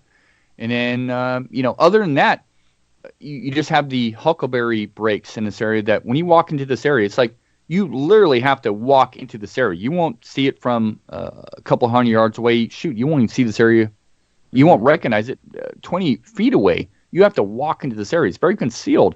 But when you walk in there, it looks like a train wreck. All the huckleberries snapped off, and you have multiple nests.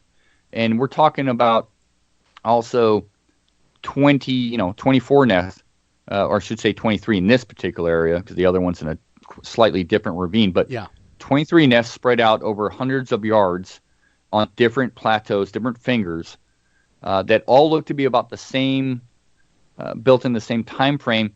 But yes, we do have lots of impression casts. We have hair samples. I won't say there was any.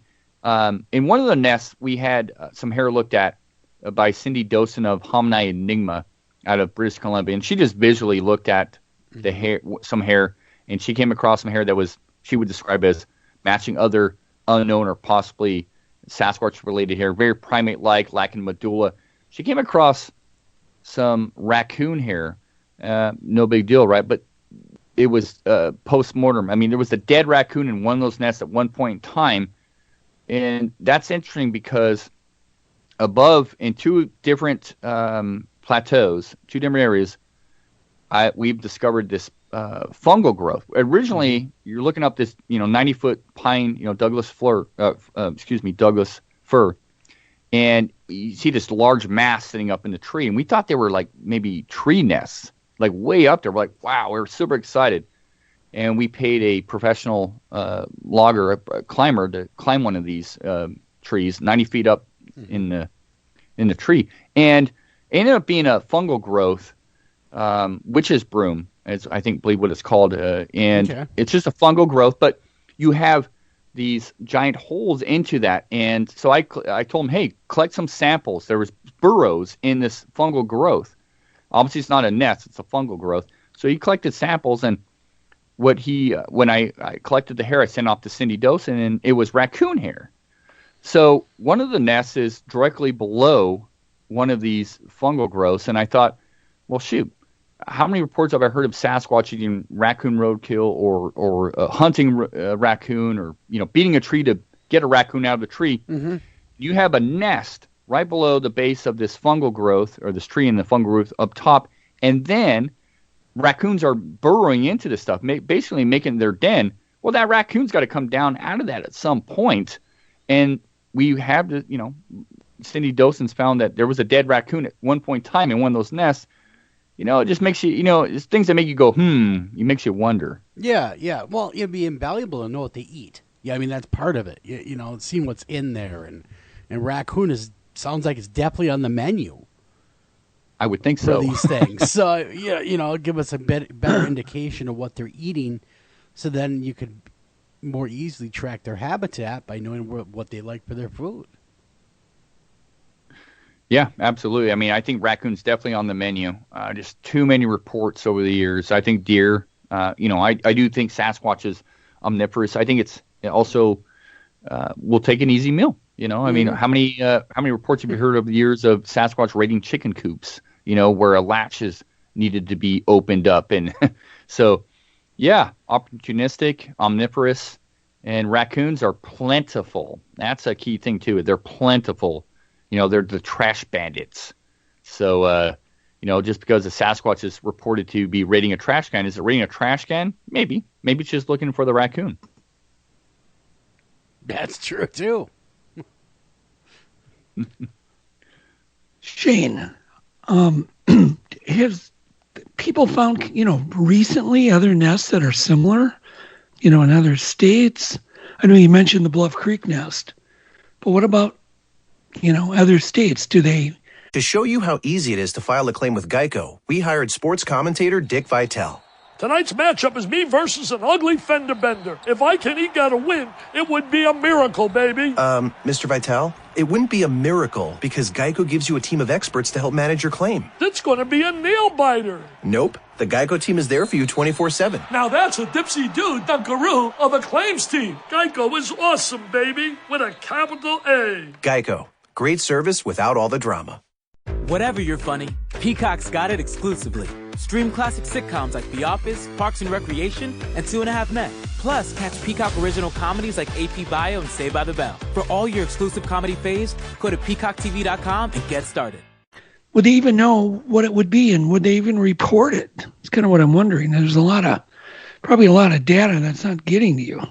Oh, I guarantee it. That's a brilliant question because, yes, historically speaking, there have been nests found throughout British Columbia, through California, Oregon, Washington, Alaska.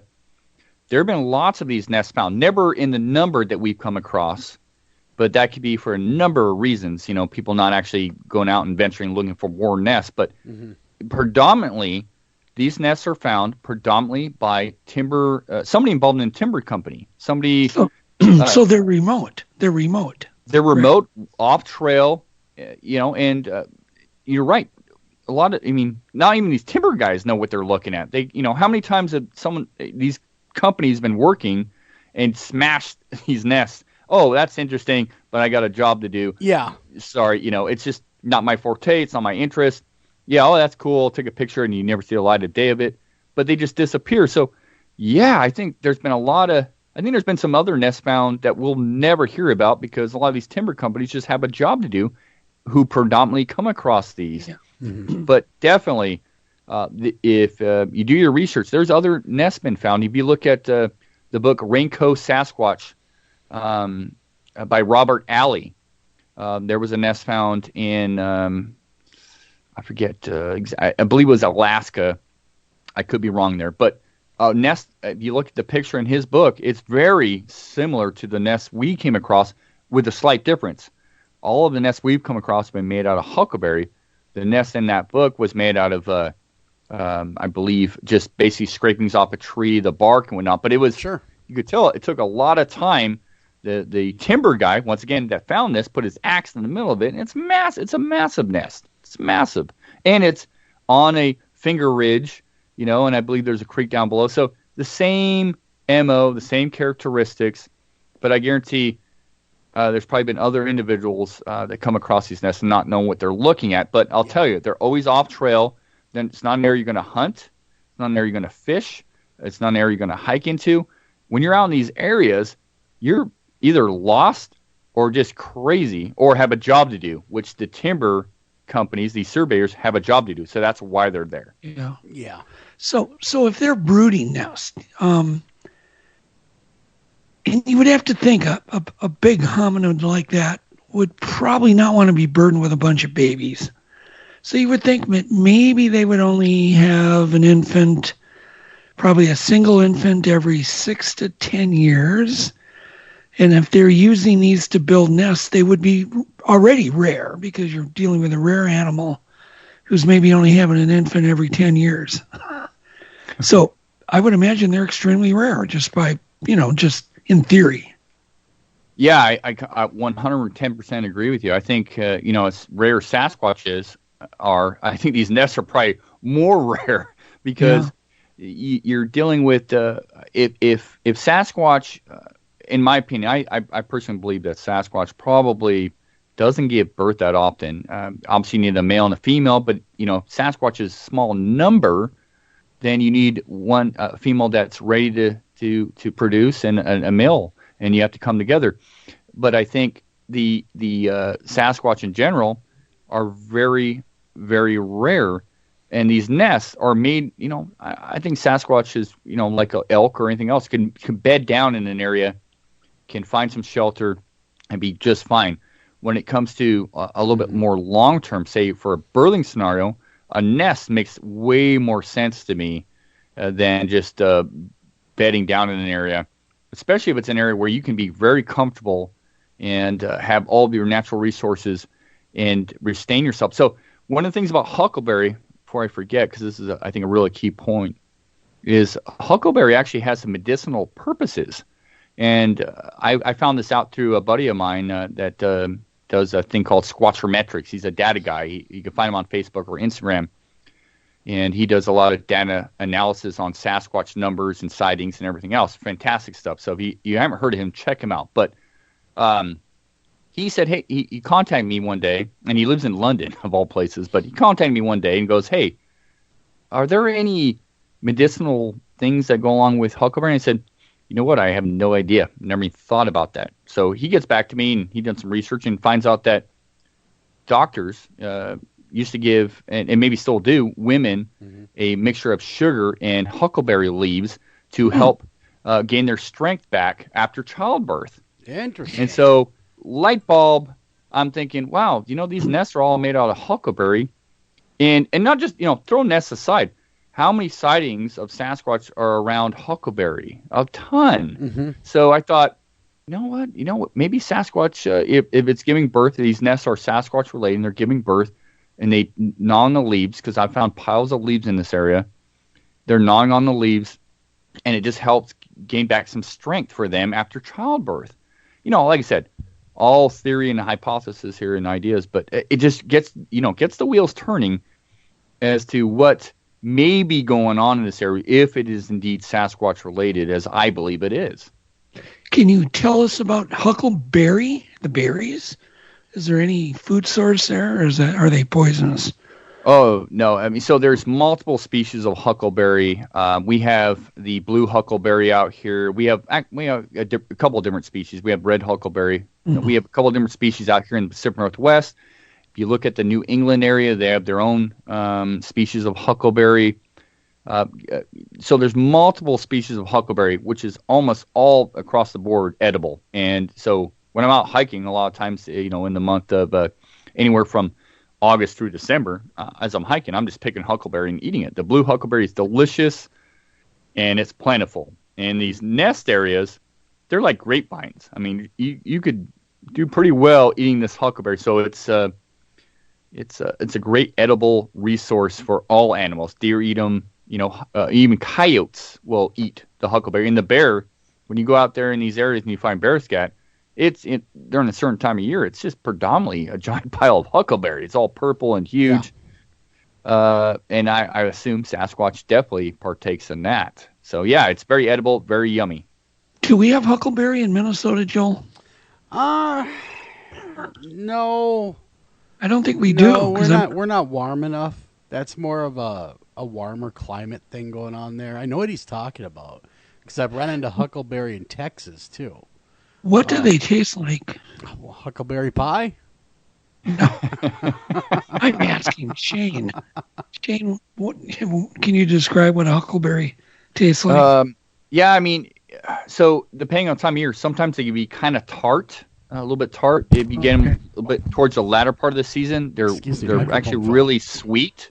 And other than that, yeah, they're either tart or sweet when you eat them, depending on the season. But they're very nutritious. A lot of antioxidants.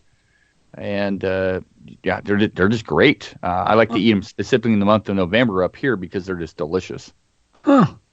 I've never eaten one. I'm going to set out to eat some huckleberries. I'll have to send you some. There you go. Yeah, no, that'd be awesome. Well, according to the internet, it's not that far away from a blueberry in its antioxidant properties. And, yeah. And I'm looking at that right now, doing some research, and we do, huckleberries, we do have them, but it's the farthest reaches the southern part of the state, more towards Iowa. But they are related to the blueberry. They are. Actually, they're very much like a blueberry in their antioxidant properties and their They also have a little bit of an antimicrobial property to it, as well as some antibiotic properties. So that would say a lot about why they would be using them, because the fact that they offer so many different physical benefits. Because, they're not going into any doctor anytime soon. So they have mastered what's around them to help them physically.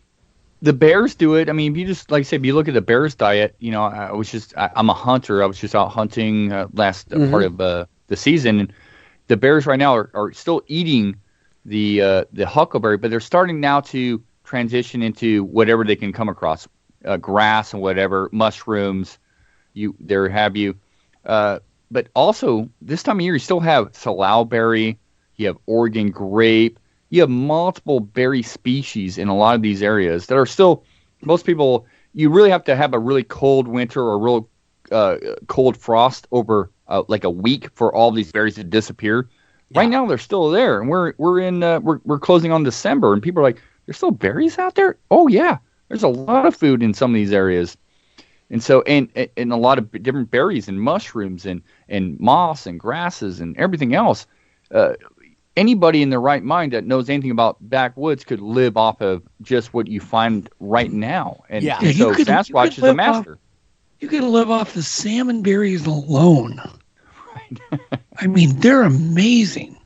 Every time I've camped out there, I've just happened to be lucky with the salmon berries are really ripe. Mm-hmm. And, you're eating those things morning, for breakfast, for lunch, for dinner. They're so good.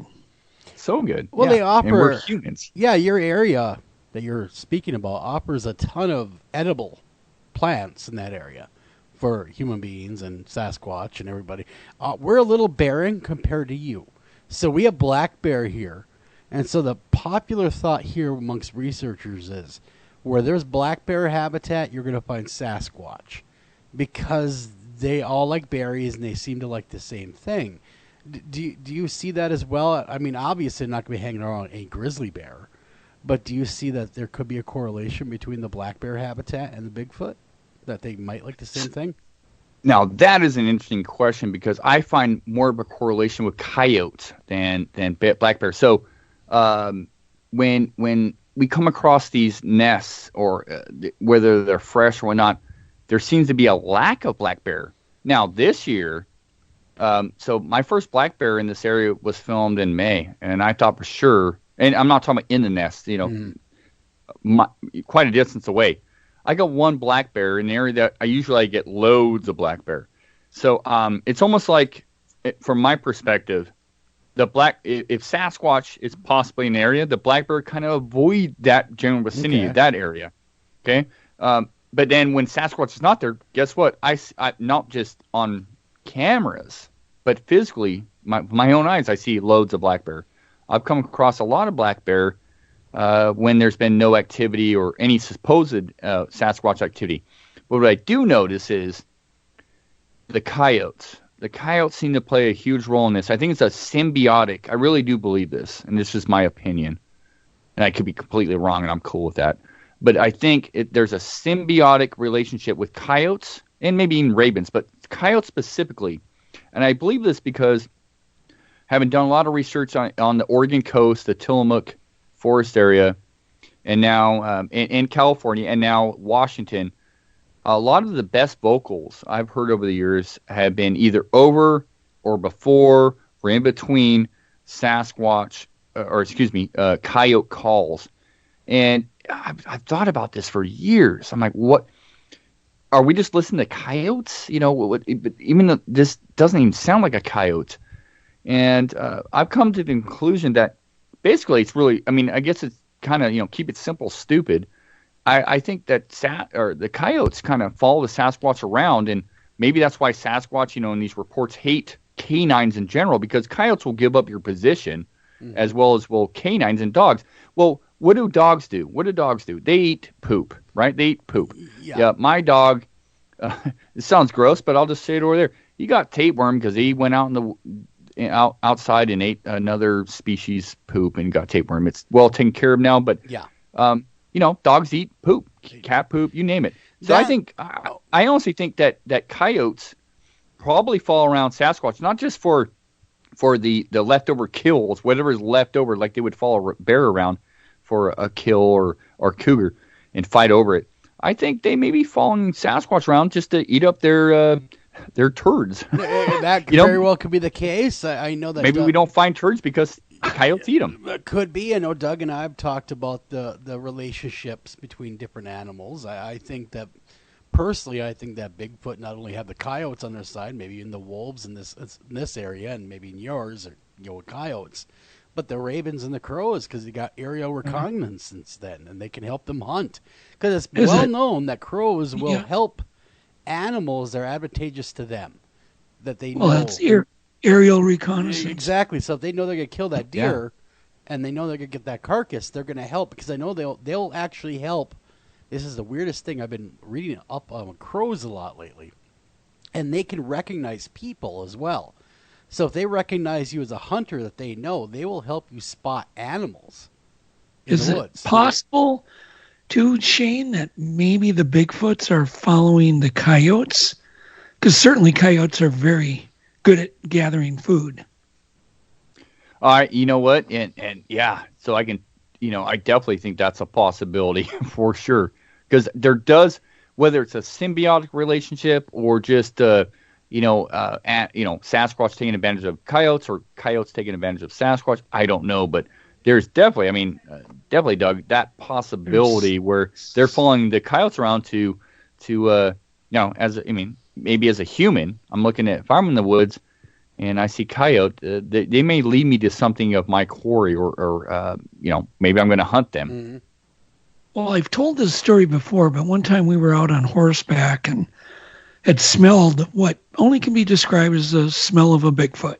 The rotten meat, the wet dog, blah, blah, blah. And then all of a sudden we came upon a coyote that was alive, but it had its back snapped. So it was paralyzed, but it was fresh. And you could literally see big handprints on the fur, right where the spine had been snapped. Mm. And it was really weird. How else do you explain how this coyote got on the trail where it wasn't there before, but yet it couldn't walk because it was paralyzed? Yeah, just weird. That's weird. Creepy. That creeped the hell out of me. No, I'm good. Let's go. But it's confusing because the coyote could not walk because it had its back broken. Well, something broke its back. It didn't have any blood. We're nowhere near a road. It didn't have any marks on it, from being hit by a car or whatever. So I've often suspected that coyotes and wolves and Bigfoot somehow are, working with each other. I'd never heard the theory that the coyotes eat the poop. Really interesting.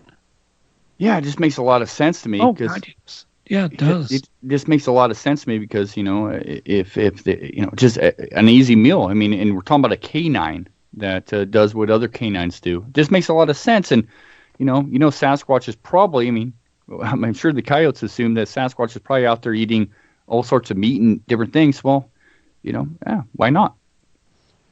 Yeah, and of course there's reports where the Bigfoots will eat the liver of an elk or a deer and leave the rest. Yeah. And it's kind of been commonly reported. We don't know if it's, true, but certainly a lot of reports of it. I do know that coyotes love bear scat. Yeah, exactly. They'll eat that's that kind right up because I've seen it when I've been bear hunting. So they come in, they just go nuts after it. See, I've never heard that. That's amazing. Yeah, it's one of those things that at first it was an idea for me, and then but I've seen coyote on cameras eat bear scat. I've seen coyotes eat a lot of different scat, and I've seen my own dog eat numbers of scat. Yeah, if it's out there, he may eat it. So it just was an idea. That I'm like, I bet you maybe there's more to this coyote Sasquatch thing that we're looking at. Maybe. Hey, that's probably a big pile of scat. That's a meal maybe for a coyote. Well, coyotes have a sense of smell. I was reading just the other day that's like 10,000 times better than a human. That's an amazing sense of smell. It is, and as I said before too, from reports, and whether this is legit or not, but just looking at the reports over the years, and I've had a few experiences with dogs and Sasquatch. Sasquatch seems to dislike dogs or canines. Maybe not coyotes, but canines. From the reports, maybe it coincides, and there is a symbiotic relationship with the coyotes, or maybe the coyotes are kind of like, when they start doing their cackles and yells and whatnot, the Sasquatch dislikes them. Maybe there's a dysfunction there. I don't know. There's so many questions, but it's one of those things that I'm trying to really accumulate reports in that endeavor, and also record stuff. When a kite goes off, proximity to this unknown vocal, lots of variations and variety there to figure out. Mm-hmm. Oh yeah, I think there's a lot of relationships amongst animals, though, getting back to that really quickly, that we're not aware of because we're not out there with them. I did not know that otters and beaver, for instance, have a relationship until recently. It's amazing how many animals have relationships, but once again, a lot of us aren't First Nations people, we can look at them and they'll talk about all these relationships. It takes, a scientist out there nowadays to, oh, hey, they're right. Or, hey, we've seen this for the first time, a relationship between an otter and a beaver. The relationships between a lot of animals, foxes, for example, have a relationship with a number of animals. Mm-hmm. Ravens and crows are just two amazing birds that do things that defy logic for humans, but they're so intelligent and so smart. I can go to a Walmart parking lot and see a dumpster outside, and I see the ravens or the crows out there, and I'm just amazed at what they do. Most people just would drive by and go, oh, those pesky birds are dumpster diving. But if you really stand there and watch them, or sit there and watch them, they're so smart, intellectual. They're just doing so many amazing different things. And then you get into the woods and you see them, as a hunter, when you hear them go, ah, or whatever, and they go by, you get a little bit ticked off, but you know what? They're doing that for a reason. Here's what happened to me with crows, and this is why I got really interested in them. Was I was deer hunting, and a couple of the older hunters told me, hey, leave something for the crows.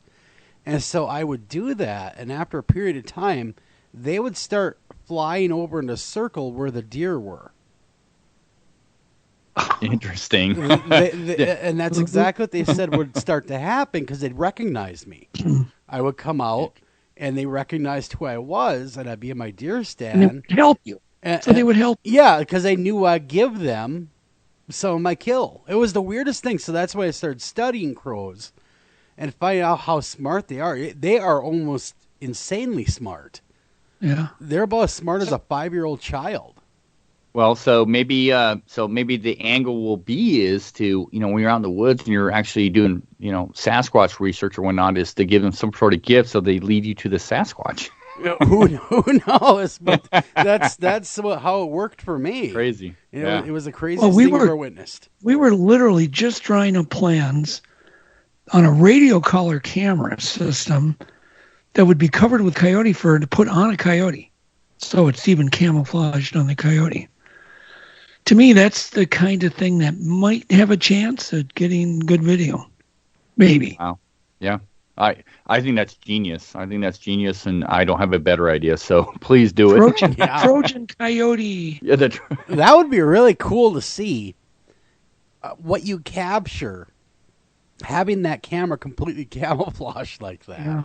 Shane, do you have a really quick, because we're just about out of time, Yeah. Bigfoot eyewitness story you can relay to us? Real cool one. I have quite a few. I'm trying to think of a really, really good one. Well, I'll tell you what. Maybe not the best, but when one of my first that really, when I was in California and I was traveling up to Yosemite, and I was doing my darndest to do research and get out there and find stuff, and I just basically ran into a lot of bear and deer and weird people. I never really came across anything of interest in all my years of Yosemite. In all my years, and I spent a lot of years up there in and out of Yosemite. The coolest report then, I got a lot of them, but this one really was compelling to me, was I talked to, if you go down into Yosemite Valley, I forget the name, they have like a little bar down there in the valley, and I was sitting out there, and I saw one of these female park rangers, and I said, hey, can I talk to you real quick? I just pulled her aside and I bought her a beer, and she was on her downtime. She said, oh yeah, sure. Let's sit down. So we got to chatting. We're sitting there on this little bar stool outside this little bar, down in the Valley of Yosemite, and a lot of out of town hikers, a lot of Europeans that go hiking Half Dome and El Cap.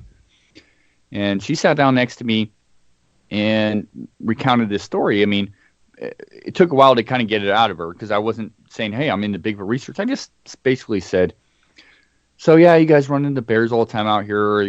They're down in the valley. They're kind of a pest. I said, you ever bump into any weird animals or anything weird out in the woods? And she said, well, get a lot of bear stuff and deer, and yeah, we have to deal with people. She said, yeah, I've had a couple of weird things happen to me. I said, well, what's the weirdest thing that's ever happened to you? She said, well, I was out below the base of El Capitan, checking out this area or surveying or whatever she was doing.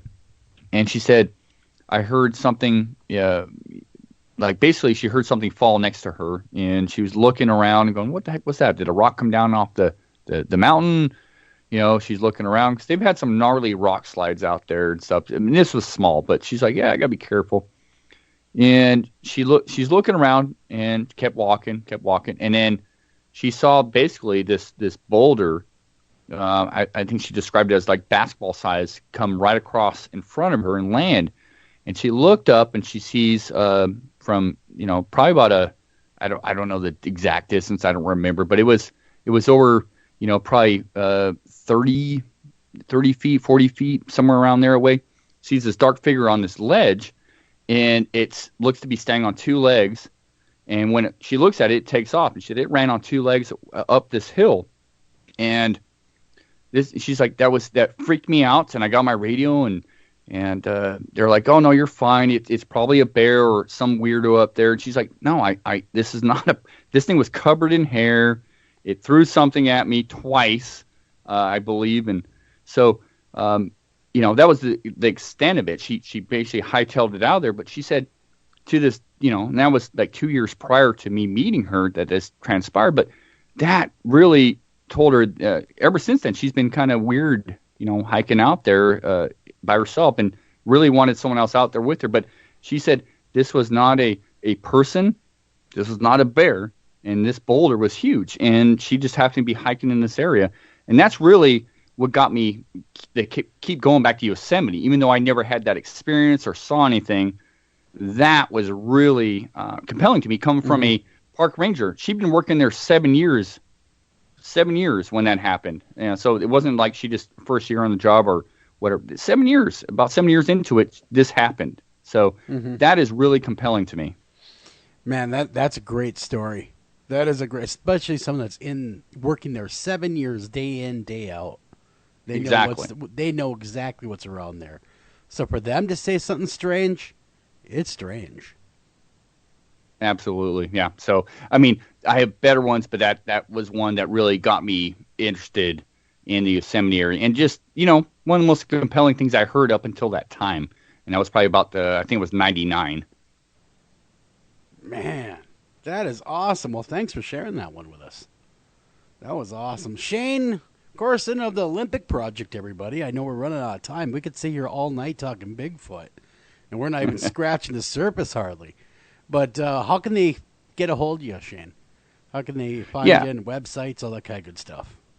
Yeah, olympicproject.com. I also run a podcast myself called Monster X Radio. You can find us pretty much on all the platforms. I'm on Instagram and Twitter, Shane Corson. So, yeah, just find me that way. If you have a sighting, a report, or a question, just find me out that way. Very, very cool. Thanks again. Thank you so much for coming on. Thank you, Shane. Till next time, guys, take care of each other, love each other, and be thankful for what you got, because Thanksgiving's tomorrow. And remember all the people in your hearts that don't have what you have, too.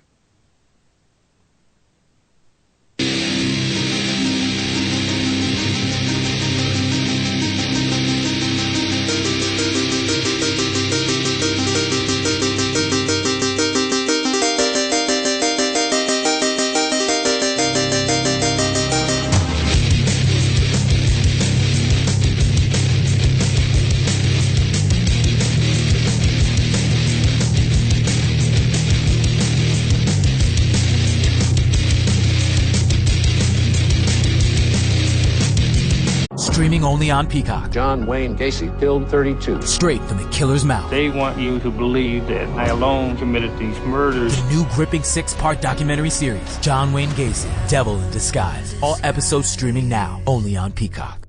Whatever you're funny, Peacock's got it exclusively. Stream classic sitcoms like The Office, Parks and Recreation, and 2.5 Men. Plus, catch Peacock original comedies like AP Bio and Saved by the Bell. For all your exclusive comedy faves, go to peacocktv.com and get started.